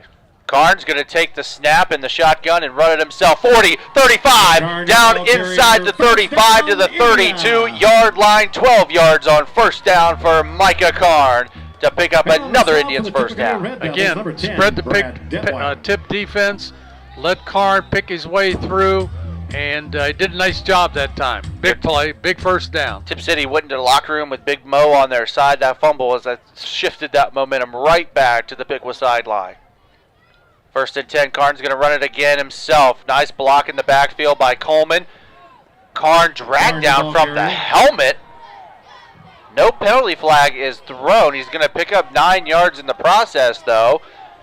And it'll bring up a second down and 1 from the 23-yard line. Piqua has Tipp blocking back on their heels now a little bit. Came out with 2 positive plays, 2 big plays, 2 big gains, and have the ball deep in Tipp territory to 23, facing a second and short. Indians coming out smoking here. Shotgun set, Coleman on the right side of Karn. Blankenship was on his left. Blankenship gets the carry. He's at the 20, the 15, inside the 10-yard line before he is brought down at the 9-yard line with a huge run for Matt Blankenship. First down and goal, Indians. Nice hole opened by the Indian offensive line. The right side of the line, Riley Hill, Caden Clark knocks some people back off the line of scrimmage, sealed off the backer, and Blankenship just turned it up, picks up the first down. First down and goal for Piqua. We are under 10 minutes to play here in the third quarter. Still 13-6. Indians in the lead. Tipp City has a late sub coming on. This one is going to be a fake. Handed off to Karan Coleman, and Coleman's going to get down to about the 6-yard line before he is brought down. Yeah, Tipp had one guy wasn't even set. He was running onto the field trying to get down in his 4-point stance, and the ball was snapped. That was an advantage to Piqua because they ran right in that area. Yeah, I don't know if that was an audible at the line of scrimmage or not because that looked like a double read option kind of play. Yeah. Second and goal from the 7-yard line. Karn's in the gun. Takes it. He's going to run it. Karn looking to get it. Peter knobs over! Karn, your ball carrier. And he is down at the 1-yard line. No penalty flag is going to be thrown. And you see a Tipp City. Oh, there's a penalty flag. Flag on the play. That's dangerous, man. Well, how many times has this happened? Penalty has only been called twice. Well, on a hurdle. Yeah. Yeah, that's what I mean. But you know probably it's going to be called when you do it. Here's the call from the official. Foul. Offense, the running back. Hurdle. Repeat. Second down. So that's a huge call there, 15-yarder. It's going to back the ball all the way up back to the 17-yard line. Karn almost hurdled his way into the end zone. I think it was because he was touched in the air.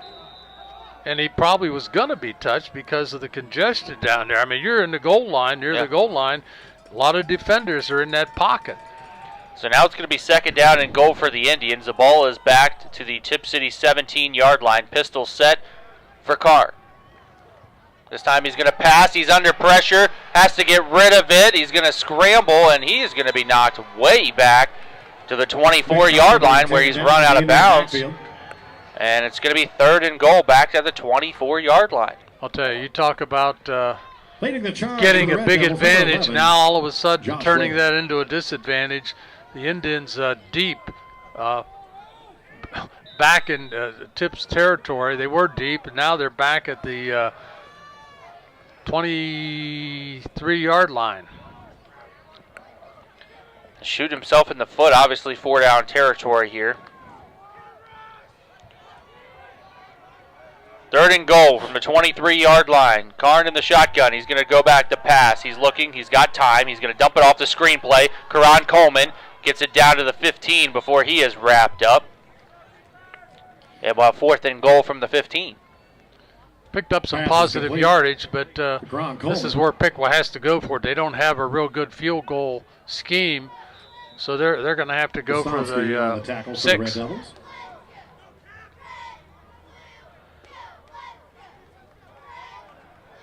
Maybe you throw that fade route.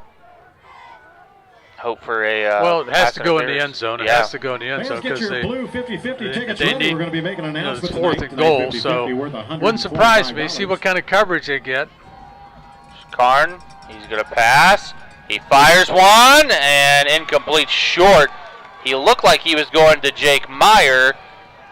It was close enough to Shrub. It's incomplete, turnover on down, so no points off of that turnover for the Indians. And it's going to be a 1st down and 10 for Tipp City, but they are backed up on their own 15. All right, fans, so tonight, with 7:19 left to play here in the 3rd quarter, Tipp City still leading Piqua by the score of 13-6 as you're watching at Piqua Indians football on the Indian Nation station, Piqua Channel 5, your home for Piqua Athletics. 8-8-9. Taylor comes out under center, 2 backs behind him. This one's going to be handed off to Burt. Burt found a hole. Burt's got speed, and he is out close to the 1st down marker, and it looks like he will have it at the 26. Burt, your ball carrier. I'll tell you, he has a way of finding daylight in there. And he can pick his way through. And again, you have to give credit to the Tipp offensive line. They're doing a good job getting off the football, sustaining blocks, and staying with their man to create those running lanes. 1st and 10. Ball on the 26.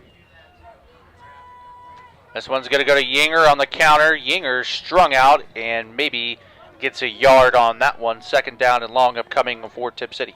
There's an injured Red Devil. Looks like Burt slow to get up, but he pops right back up.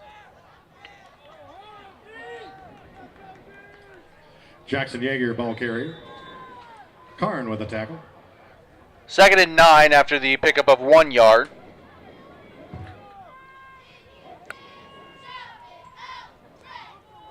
Indians look like they're showing blitz. No safety help, really. Handoff to Yinger again. Jackson Yeager, your ball carrier. And a penalty flag flies in late. Yinger gets it out just to the 29-yard line. And this one's going to be coming back. Looks like a hold against Tipp City. Let's hear the official from the referee.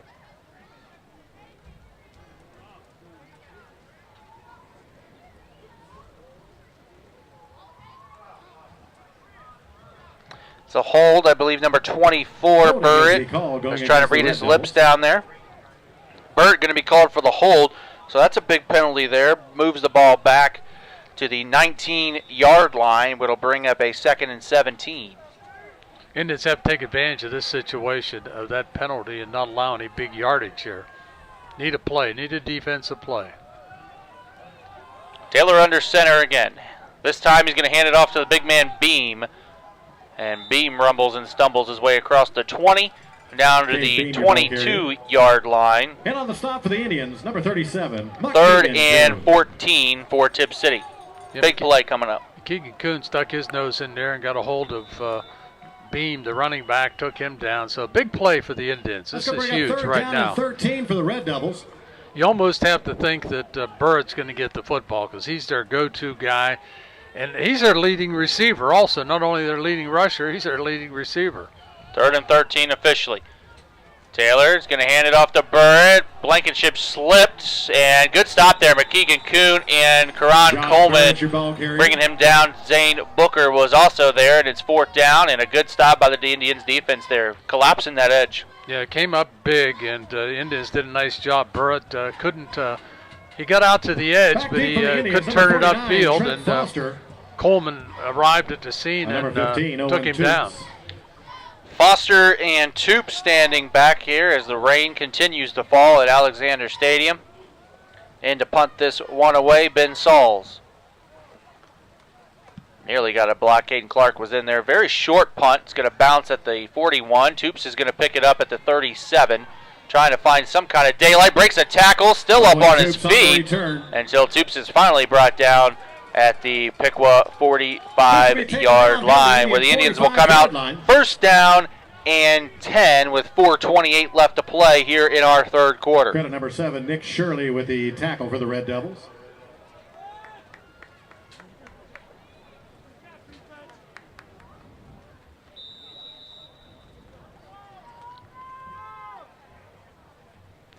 I'm surprised we haven't seen more of throwing the football by the Indians as we start this second half. Here's Karn. He's going to run it near side. Across midfield, across the 45. Still moving his feet inside the 40. He is dragged down, and a penalty flag is going to come late as he was brought down out of bounds by Tipp City's number 33. Yeah, it was an unnecessary penalty by Tipp. They threw him down after he was on the white line out of bounds, and that's going to cost them. Penalty is going to be called on Mason Dahl. His dad's not going to be happy about that one. And it's going to be a 15 tacked on to the end of the run there. That's going to bring Piqua all the way down to the Tipp City 25-yard line. 1st down and 10. Yeah, you're right about them not throwing the ball, but I mean, they're running it and starting to kind of click for them. Yeah, it is. Micah's really running. He ran hard that last play. This one's going to be a counter. Coleman just maybe eked out a yard to the 24. I'll say I've been impressed with this Tipp City football team. Yeah. On both sides of the ball. I think they've done very well defensively, slowing down the Piqua running game. And offensively, well, you can see what they've done. They moved the ball up and down the field. It's only 14-7 at the half. Troutwood leading Senior. Fairborn West Carrollton 30-21 in the 2nd quarter. Fairborn in the lead. Karn in the gun on 2nd down and 9. High snap. He pulls it down. He's going to have to run it, make something happen. He breaks a couple tackles. High rolls a man, and another flag is going to be thrown as he takes it into pay dirt. He wasn't even touched that time. What does it take to make him understand you're not allowed to do that? That's going to come back. That touchdown's going to come back.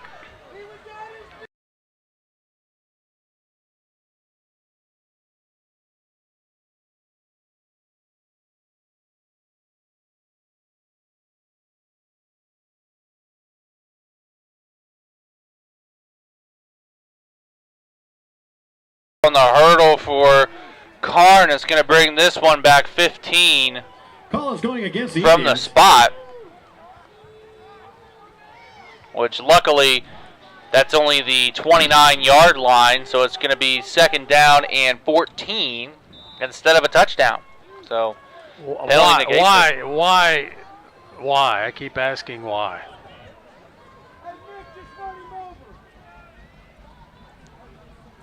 This one, Mick Karn's going to pass. Finds a man. A catch over the middle. That wasn't the receiver. It's gone to, and he lost the football.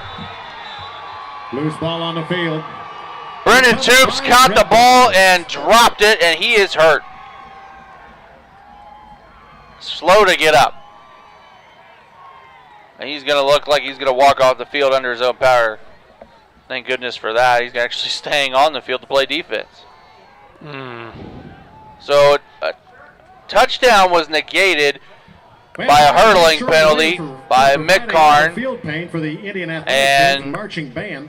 Then a fumble negates any chance of Piqua scoring a touchdown. So now Tipp City has the ball again backed up, this time on their own 12-yard line, first down and 10. Well, I'll tell you, Be sure to stop in. everything you don't want to happen has happened. Yeah. This weekend. First and 10, Red Devils. Taylor's going to hand it off to Beam up the middle. Beam running through arm tackles and running through about 8 blue jerseys on his way down to the 20-yard line. Just a big push. One of his own football players, teammates, just got behind him and kept pushing, and he gained about 5 yards on the push. He's going to pick up 8 overall. It's going to be second down and 2.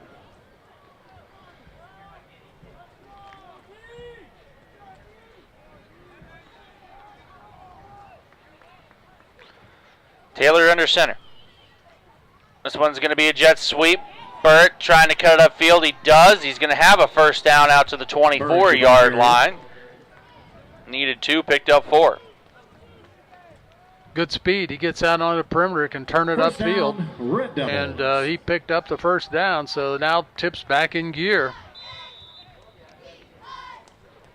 Clock continues to tick. 2:35 left in the third quarter. This game's moving quickly. Yeah, it's only 8:32. Well, when all you do is run the football, clock never stops. Except on first downs and set the chains. Yeah. Under 10 seconds on the play clock, though, here for Tipp City. Got to get this play off. Taylor does, hands it off up the middle to Beam. This time, the Indians are pushing him backwards in the pile. He's still going to pick up at least 2 yards. Second down and 8. Man. That just kills your mood. You're driving, you score a touchdown, it gets called back, and then you fumble. Yeah, that's, you got to take advantage of the situations when they're handed to you. And, boy, you can't, make mistakes, do things that are going to come back to bite you. Second and 8. Taylor's under center again. Yinger's going to go in motion. He's going to get the jet sweep, and Toops back there with Micah Karn. Good job with the seal there by Brennan Toops. Big loss there. Third and 14. That jet got shot down, I'll tell you. Yeah. Great pursuit, great penetration by the Indians, and they got a third and 13 now for they can hold and force a punt. They could come back with good field position. Class reunion or just a get-together at 937-418-8846. Thank you, Dave. Third and 14. Tonight. Taylor's under center. Indians need a stop here. And good job getting one there, and a penalty flag comes in late. Was that I hope it was not a face mask or anything. It didn't look like it. Threw it right at the point of I think it's on Tipp. Yep. It's a holding I would call. just decline this one and take the fourth down. Block in the back.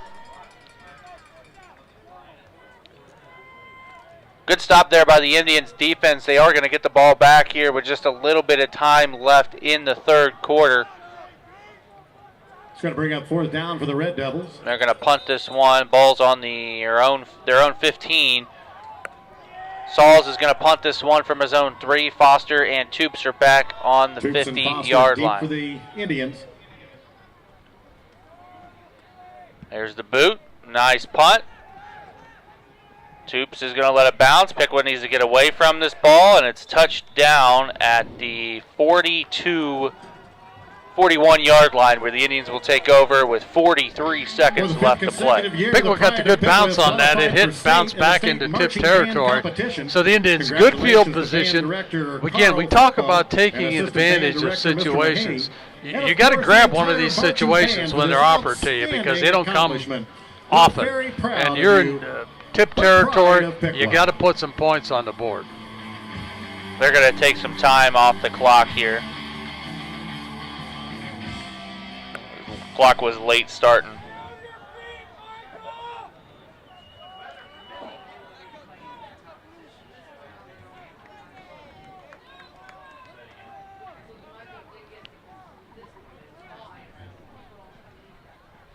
Okay. 33 seconds. They took 10 more seconds off the clock. 33 seconds. Indians with the ball in their the Tipp City 41-yard line, first down and 10 after the punt. Karn takes the snap. He's going to throw. He fires. This one's complete to Toops on the far side, dragging people down. Karn's pass. 10-yard gain there, and a Indians first down. On Toops, nice job taking the football, keeping it away from the defender. Caught it in traffic and just fought his way for another yard or two. So the Indians pick up a first down. And Troy Uhl is telling the offense to come over to the sideline, as this one is, they're just going to let the final seconds of the third quarter tick down as we go into the pivotal fourth quarter of play here tonight. Tipp City leading your Piqua Indians 13-6 here at Alexander Stadium. You're watching Piqua Indians High School football on the Indian Nation station, Piqua Channel 5, your home for Piqua Athletics. Bob Luby. Third quarter, that should be probably 13-13 right now, but it's not because of a couple mistakes. Yep, and again, we talk about advantages, taking advantages of what is given to you, taking advantage of what is given to you, and you don't do it, and that bites you big time. The Indians are going to have to jump on this because this game moves quickly. That clock runs quickly. Everybody's running the football, and the fourth quarter is going to be over before we know it. So the Indians got to come through here. Indians are going to have it first down and 10. The chains are completely backwards right now. They need to fix that on the far side. Indians are now going left to right, not right to left.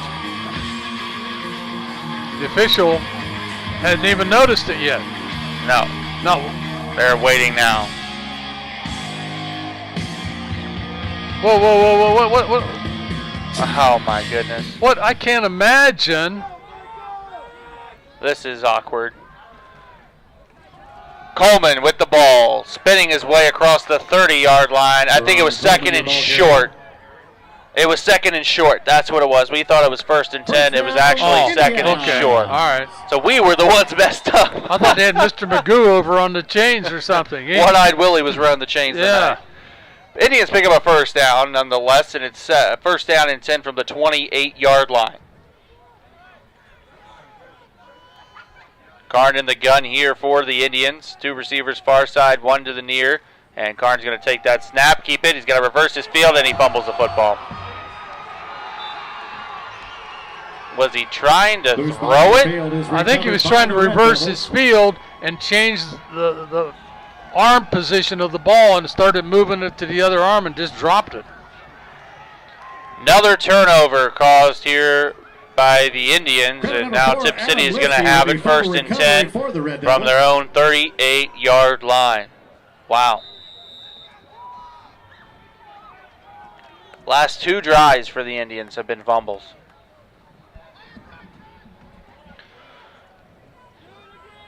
First and 10, Taylor under center, takes the snap, hands it off. Burritt got some speed, down across the 45-yard line to the 46. Nice gain of 8 yards for Burritt, brings up second down and 2. Burritt, just a slashing runner, boy. He comes back and finds a hole, puts his head down, and just plows straight ahead. He's a good one. He's a good football player, and they know how to use him.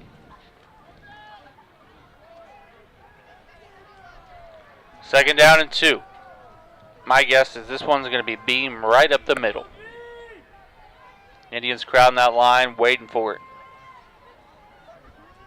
There it is. Beam right up the middle. Got a first down. Still going. Gets across midfield into Indian territory, just shy of the Indians' 49-yard line. First down, Tipp City. Zane Booker and company with a stop for the Indians. First down, Red Devils.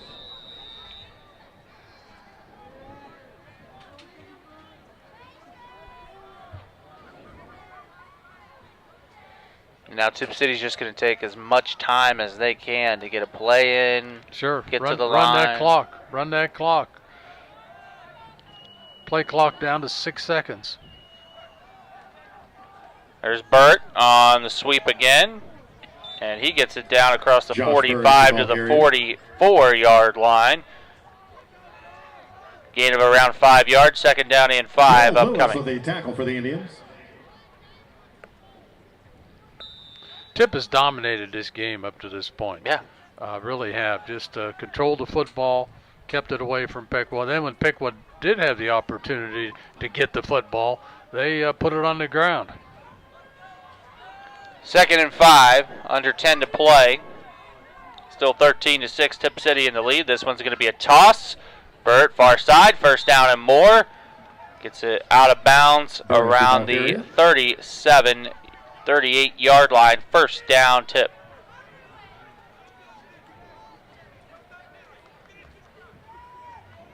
Yeah, it makes sense. They're doing what they do well. Get the ball to Burt.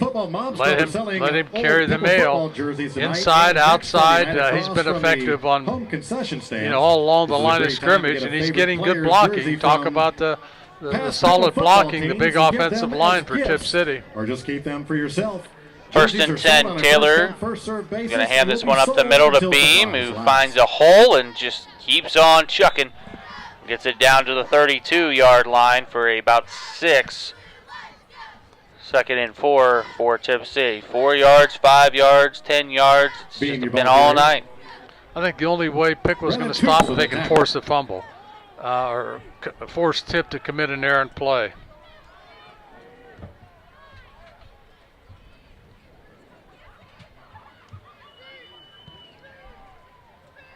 Second down and 4.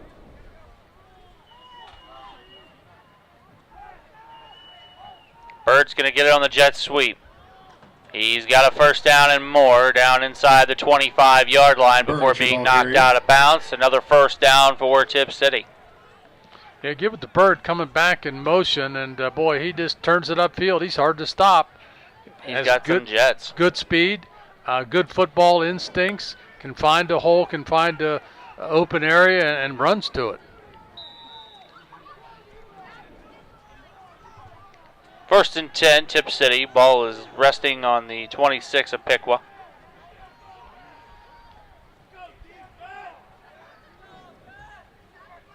Taylor takes the snap, hands it off to Beam, and Beam gets across the 25 to about the 23-yard line. Gain of about 3 yards, 2nd and 7. Coleman. Clock continues to tick. Timeout, Indians. 8 minutes, 40 seconds left in the ball game. And the Piqua Indians are going to take their first timeout again with 8 minutes, 39 seconds left to play. In the 4th quarter, the score, Tipp City 13, Piqua 6. You're watching Piqua Indians football on the Indian Nation station, Piqua Channel 5, your home for Piqua Athletics. I'm AJ Ganger here with Bob Luby at Alexander Stadium on a cold, rainy October night. Right now, the Indians are going to have to tackle the football, do all they can to strip the football out of the Tipp City running back's hands because they're just getting beaten at the line of scrimmage. A lot of holes, and Tipp's just doing the job. They're doing what they're supposed to do.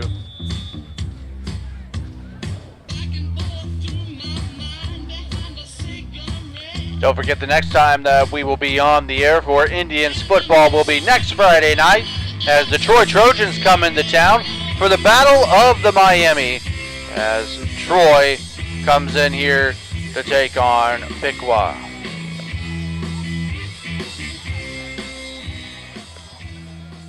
Second and 7 as they come out of the timeout.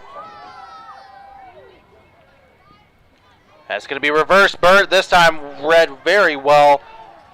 Josh Burrett, your ball carrier, stacked up near the line of scrimmage.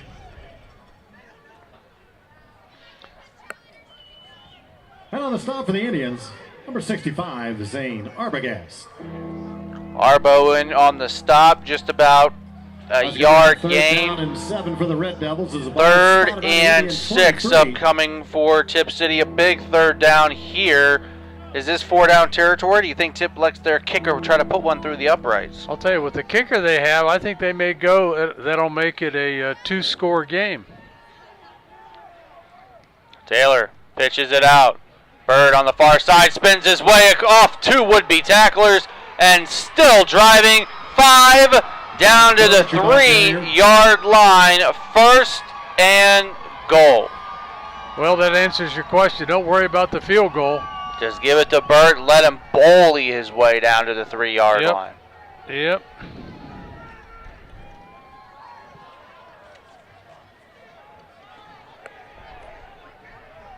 Number 11 up limping right now. That's Josh Walland for Tipp City.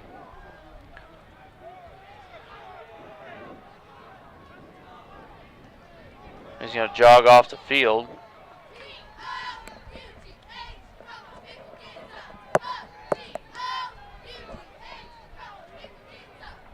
First and goal.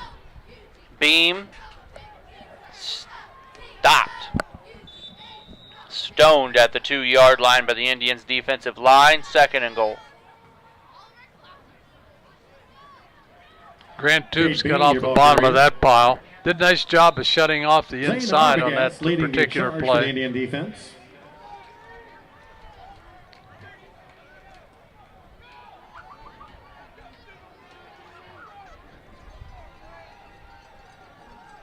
Second down and goal. Here goes Burrett. He's going to get it on the jet sweep and hop his way into the end zone for a Tipp City touchdown, but there is a penalty flag, and it is going to be a false start against Tipp City. That's a break the Indians needed. It's going to come back, but the way Tipp's running the football right now, it seems like nobody's going to stop them. They're just completely taking over the ball game. So that 5-yarder is going to be, we're going to back them up to the 7 where they'll redo second down and goal.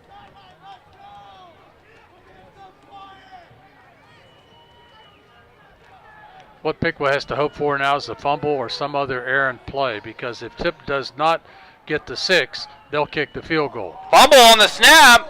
Loose ball. Indians saying they have it, no signal yet.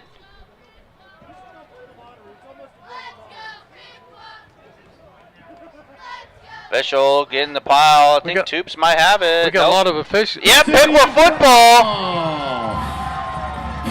Yep, on the bottom of that pile, number 89, Brennan Toops. Fumbled snap. Piqua turns Tipp City away. Now they need to capitalize because there is 6:22 left to go. They are trailing by 7, 13 to 6. No more mistakes here, gentlemen. You got the break you needed down in the goal line. That penalty really helped. Oh, yeah, I would say so. I would say so. They needed an errant play or something that would cause Tipp to give up the football, and they got it. Now they have to, again, use that word, take advantage of what's been given to you.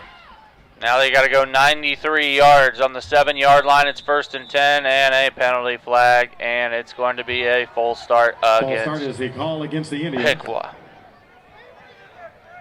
What happened? A Tipp linebacker jumped up into close to the line of scrimmage like he was going to blitz, and I think what happened, one of the Indians flinched. Instead of going 93 yards, or 92 yards, it looks like they're going to have to go 97. 1st and 15.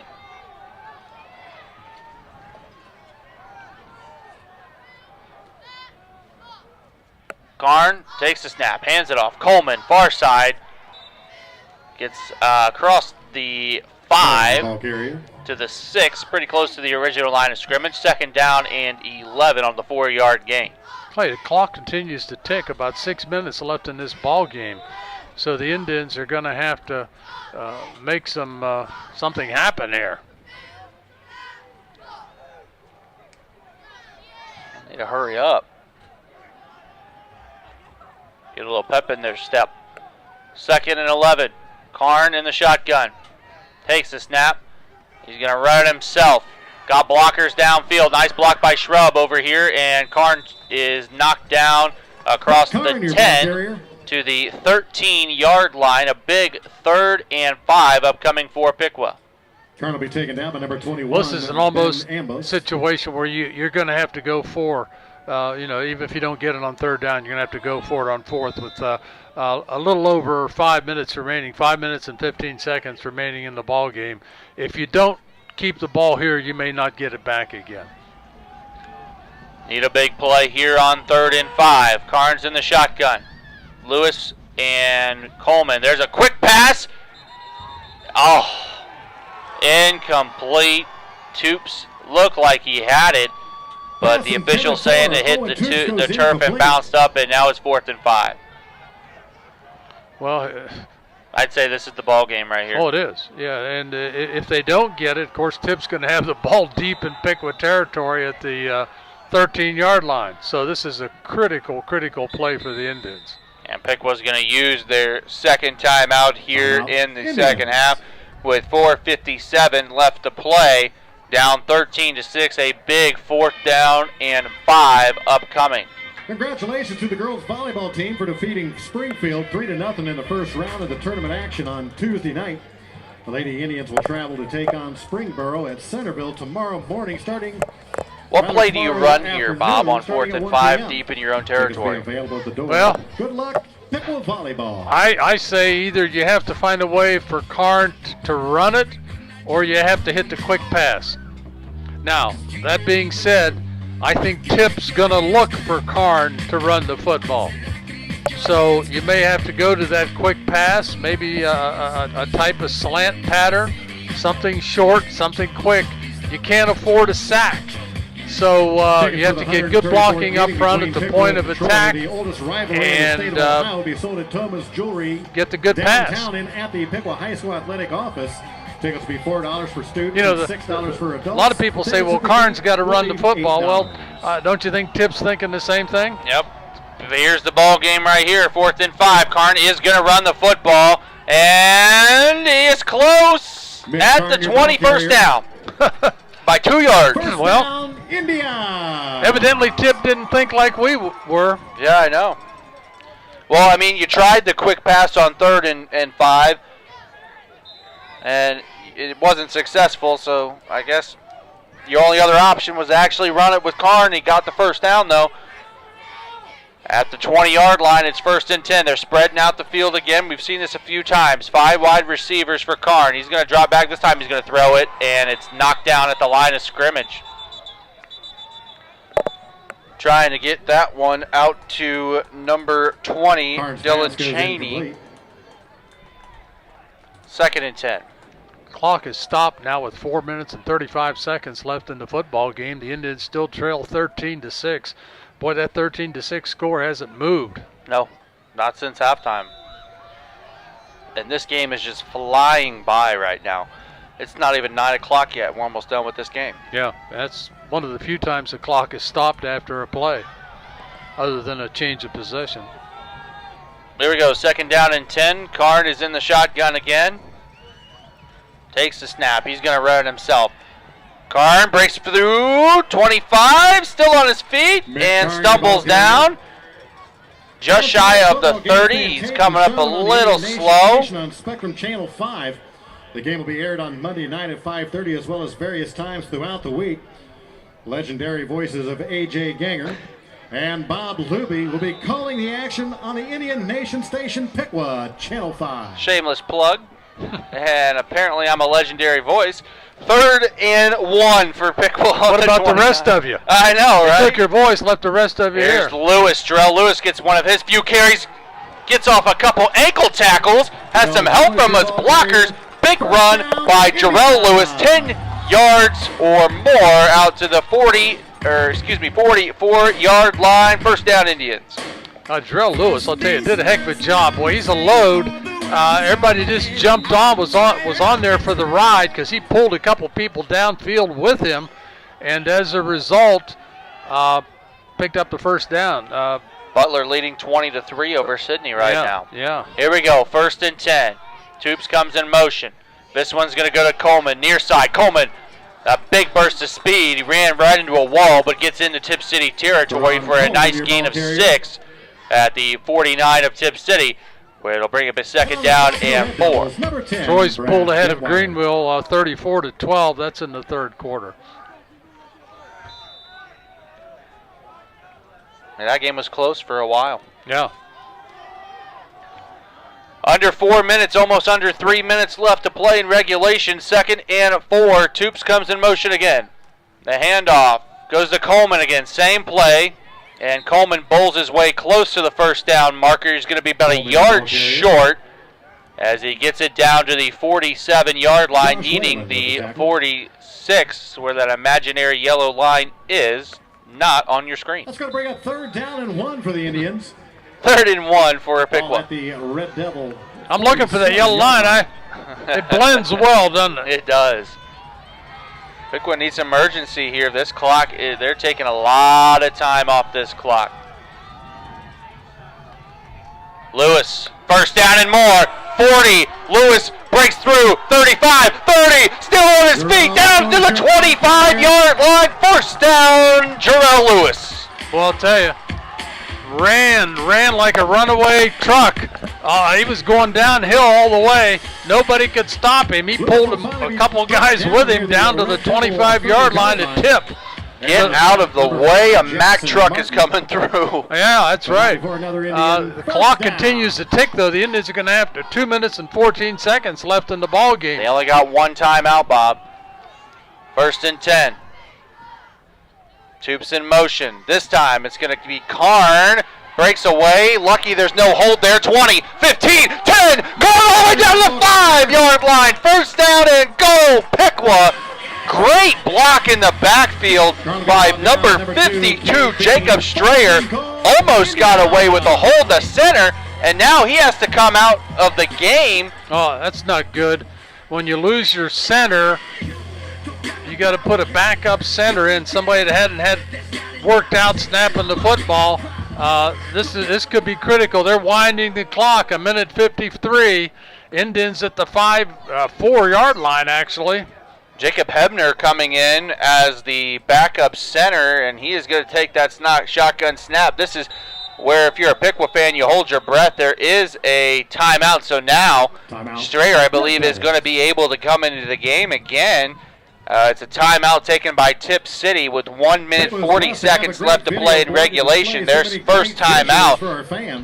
That may have helped Piqua if Strayer is able to come back in. And the next question, AJ, if Piqua scores here, do you go for 2 or do you go for the kick? Their kicking has not been very consistent all year. You get a tie. You have a situation where you got to go against the Tipp offense again. I don't know. On Friday night. That's a tough call. It really is. That's a tough call. This is huge. Now, I'm not as nervous to score the touchdown. I'm extra point. It's where I'm at right now. Yeah, it's easier to score touchdowns for Piqua and get an extra point. It's senior night. We've seen him go for 2 before. Last year against Sydney, it failed. Bench Schmeezing couldn't get in the end zone. No Schmeezing this year. Backup center still going to be in the game. Number 67, Jacob Hebner. Shotgun set. 1st and goal for the Indians after the Tipp City timeout. Toops comes in motion. There's a snap. Perfect snap. Jarrell Lewis, the fridge, gets knocked out of bounds at the 2. 2nd down and goal. That's good because the clock stops. Yeah, that was. If you want to be tackled, you got to be tackled out of bounds. I don't think Tipp City can score quick enough, even if we were to leave them plenty of time. Number 10. With 2 timeouts. We've never had an overtime game here on the Indian Nation Station in any sport. We could be seeing one here tonight. But I'm not sure how accurate our extra point kicking is. See, that's the thing. If you score here, can we get the 1? Find out what Bill Neese wants to do. They do have 1 timeout to talk it over, but they've got to get it in the end zone here first. Had trouble all night handling the ball. 2nd down and goal from the 2. Karn in the shotgun. There's the snap. Jarrell Lewis again, still up on his feet, and he is stuffed at the line of scrimmage. 3rd and goal upcoming. That was kind of too predictable, I think, with Lewis. They're looking for him down there. He's been running off tackle, and then you try to run him up the middle. Indians have to hurry. Clock ticks. 1:12 left in the ball game. Karn came all the way to the sideline to get the play from Tubes. We're under a minute to play in regulation here. 10 seconds on the play clock. Karn's in the gun. 3rd and goal. There's the snap. Lewis again. Lewis is stuffed at the 1. You need a timeout. Here's where you have to take a timeout. Talk this one over. Lewis, your ball carrier. So this is the game. This is it right here. They're not going to take a timeout. 30 seconds left. They have to run a play. Play clock's at 20. Game clock's at 23. 4th and goal. Tipp City's going to call timeout. Coach is running all the way down the sideline. He's going to call that timeout with 15 seconds left in regulation. Tipp City uses their second timeout up 13-6. You're watching Piqua High School football on the Indian Nation station. Piqua Channel 5, your home for Piqua Athletics. Who thought this game would come down to a 4th and goal from the 1-yard line? With 15 seconds left, the Indians have the football on Tipp's 1-yard line. The clock is stopped. They have one chance to get it in the end zone. The question is, who's going to get the football? Lewis has gotten it a couple times deep in this drive. I don't know. That's a tough call. Mike has been your go-to guy, but I'm afraid he'd try to hurdle somebody again. I know. Huh? That's a runoff too. Yeah. That's the game. Oh yeah, it's done. Well, 15 seconds. Then again, a score. What do you do? I know. Say, do you have confidence in your kicker to tie it, or do you go for 2 to end it? Because you go overtime, the way Tipp moves the football offensively, what do you think they could do? I mean, that overtime is like college, though, 1 possession each. Yeah. Here we go. Here's the ball game. 4th and goal. Karn's going to line up under center. Lewis and Blankenship, the tailbacks. 4th and goal from the 1. Karn keeps it. Getting a push. He's in the end zone. Pull them hands up. Touchdown, Piqua! Okay, here's the decision. Yep, this is where you make that crucial decision now. We have 9 seconds on the clock. Touchdown, Micah Karn.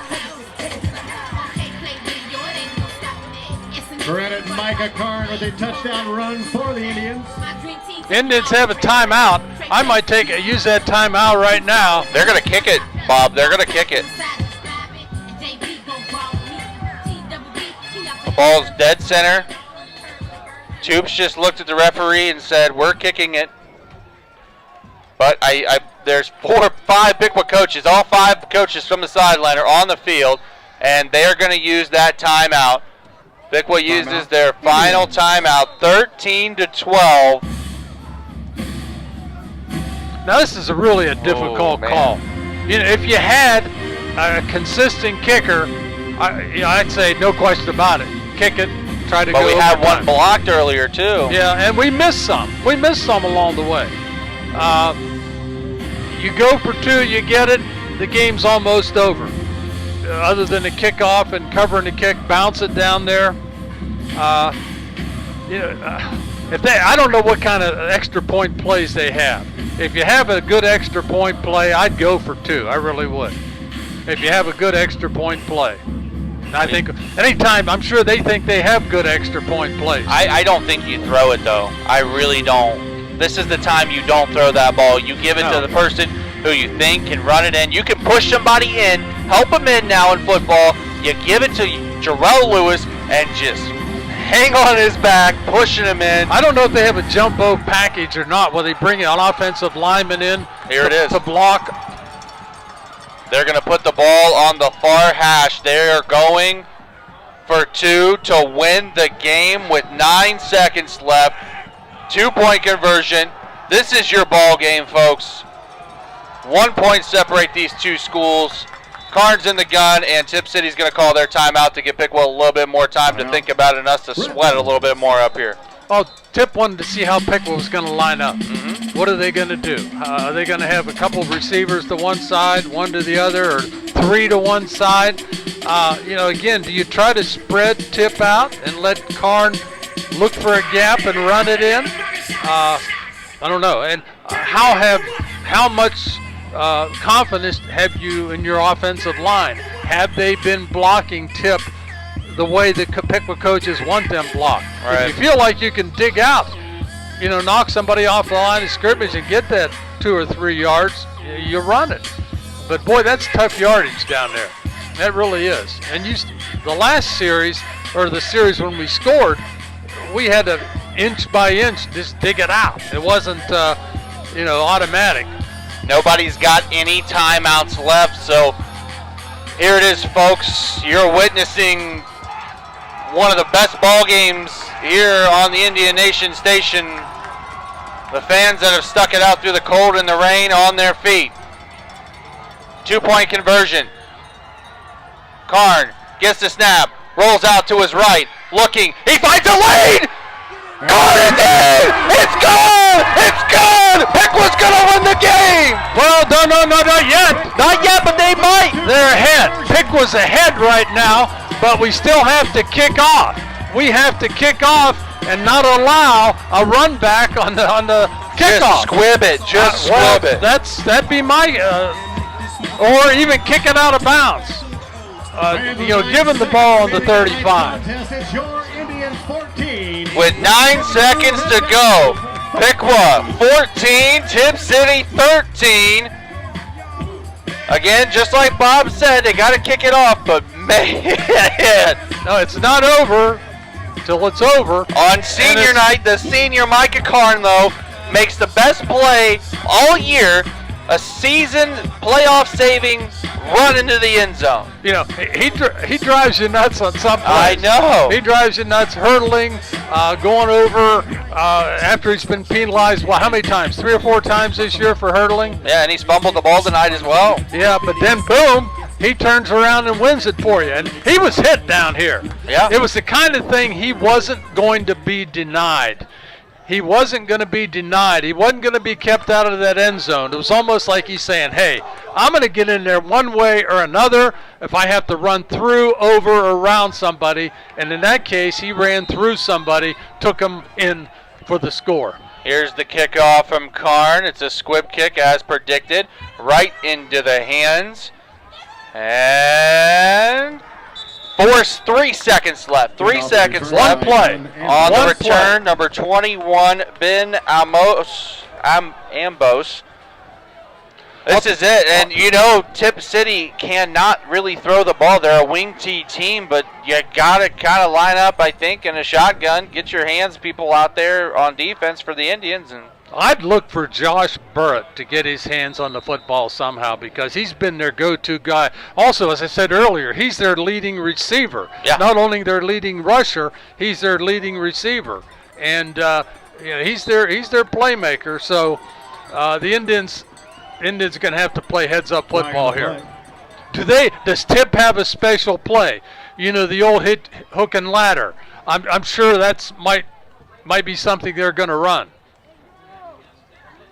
there's a call on the unsportsmanlike penalty against Tipp City before the play even begins.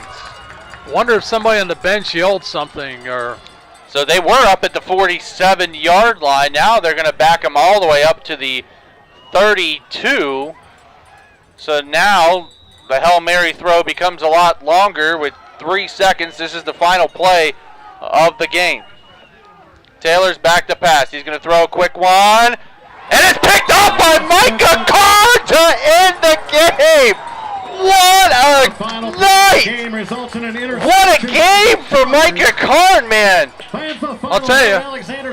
Off the hands of Yinger into the hands of Micah Karn, the diving interception that seals it. Final score 14-13 Indians. I'll tell you, what a game, huh?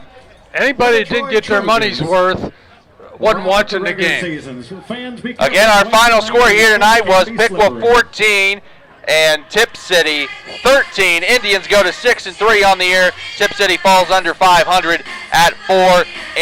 At this time, we are going to head it over to our guests As Coach Rick Creechy's in the box at this time, he will be talking with Bob Luby. He lucked out. He's going to talk to me tonight, huh?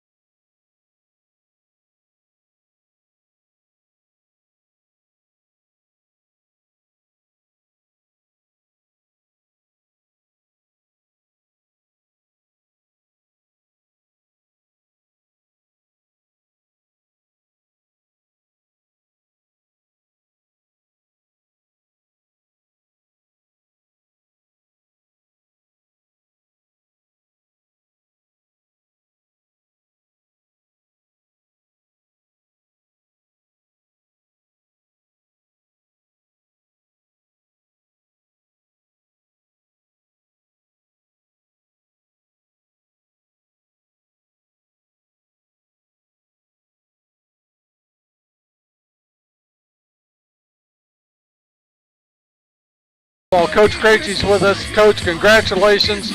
Probably one of the most exciting games I can remember watching all my years around football. What a finish by the Indians. We had opportunities, dropped them on the field, but we came back when it counted and put it in the end zone. I'll tell you, tough ball game for the Indians. Well, you know, there are football gods, and hopefully after last week, you know, they were with us tonight. You know, you can't make mistakes like that. They say penalties, turnovers, you know, and still win the ball game. And we just kept on fighting and came through at the end. What was the feeling when you were inside the 5-yard line? Who did you want the ball? Whose hands did you want the football in? Well, obviously McCarney.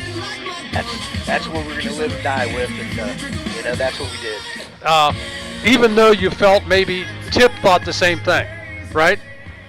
You know, you got to go with your best in that Oh situation. yeah. I'm not debating that. That's certainly a good call. I'll tell you, Jarrell Lewis came alive there at the end. He was like a runaway beer truck, man, going downhill. It's amazing. He hyperextended his knee in the first quarter, so I didn't know how much he could go, and you know, he just came alive, and he had the will to win today, and then he ran with that will.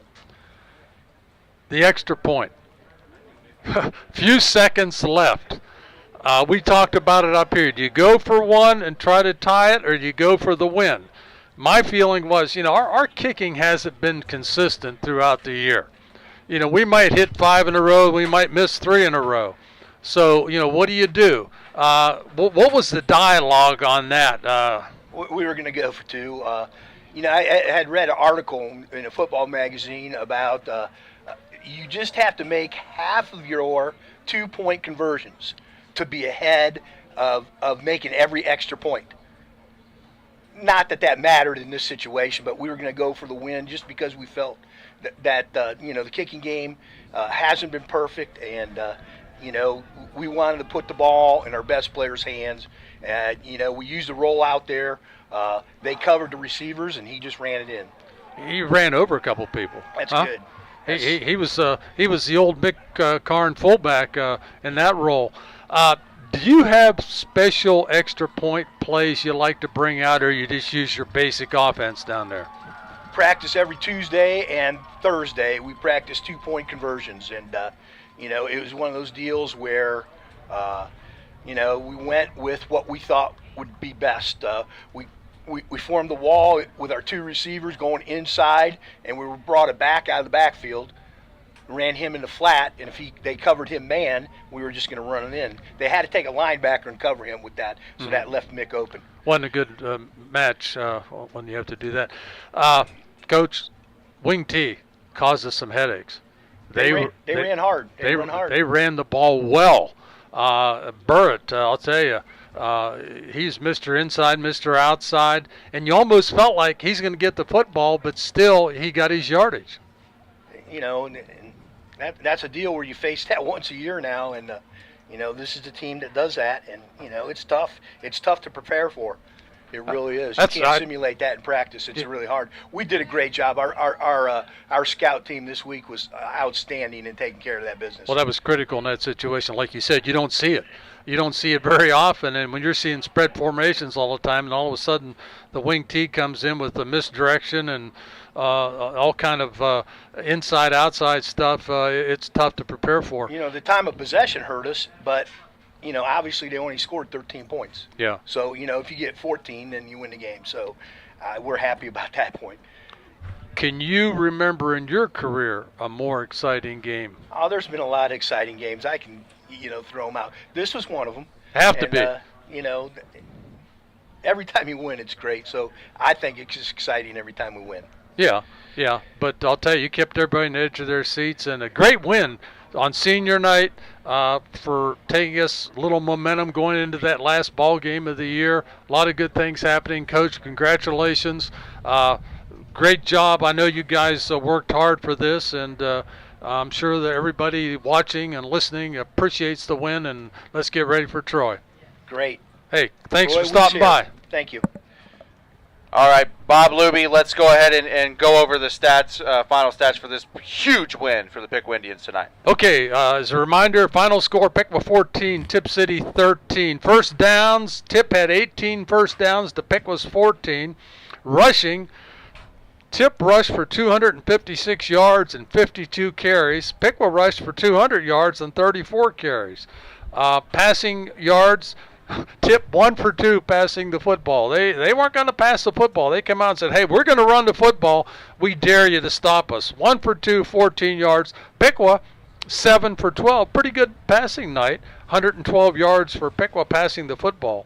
Total offensive plays, Tipp had the ball a lot. 54 plays, 270 yards. Piqua had it for 46 plays, 312 yards. Pretty good night's work for the Indian offense. Punts, Tipp punted 3 times for a 30.7 average. Piqua punted twice for a 40.5 average.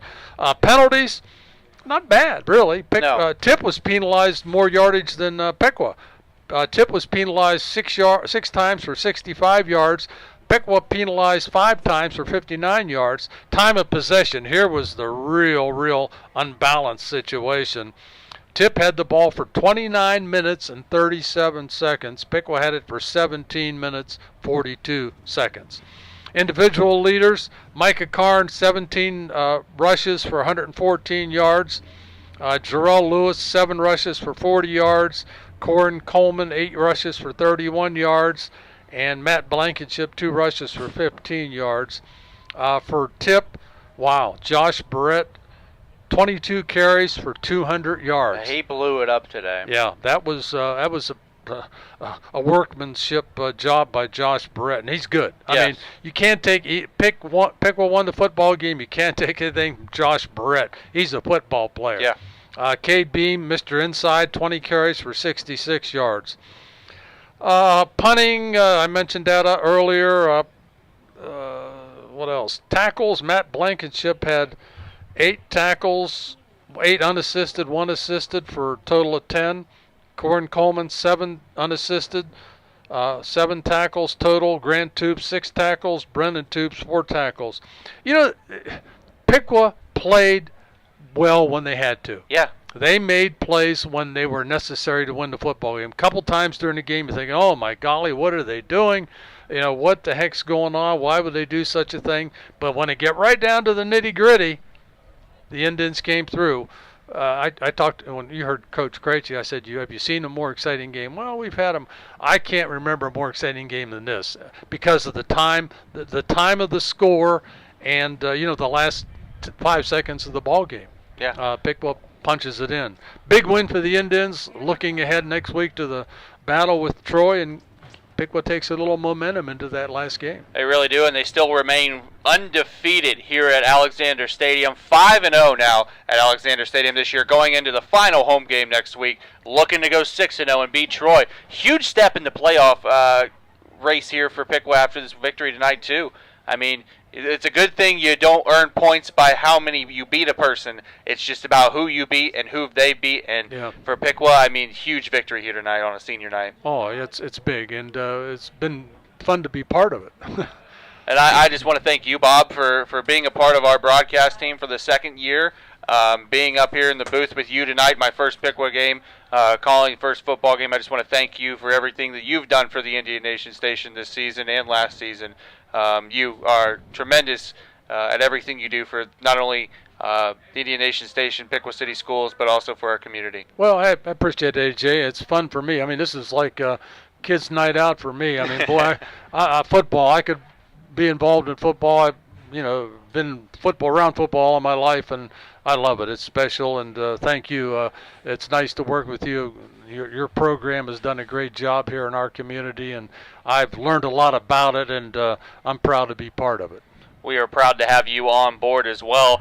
Well, again, that's the story here tonight from Alexander Stadium with the final score, Piqua 14, Tipp City 13. We'd like to thank the Piqua City Schools, the Piqua Athletic Department, Piqua Head Coach Bill Neese, Piqua Athletic Director Chip Hare. TriCaster tonight was ran by Thomas Beck, our media instructor Damian Skeens. The students that helped us film the ball game tonight, Andrew Weaver, Austin Jenkins, Iverson Ventura, Brad Gover, and Ethan Polschneider. Our director tonight was Andrew Weaver, not me. I was up here calling the game, so a special thank you to Andrew for all the things that he does for the Indian Nation Station as well. Again, our final score, Piqua 14, Tipp City 13. Piqua goes to 6-3 on the season. Tipp City falls to 4-5. Until next week when Troy comes in, that's Bob Luby, the legendary Bob Luby. I'm AJ Ganger saying good night from Alexander Stadium.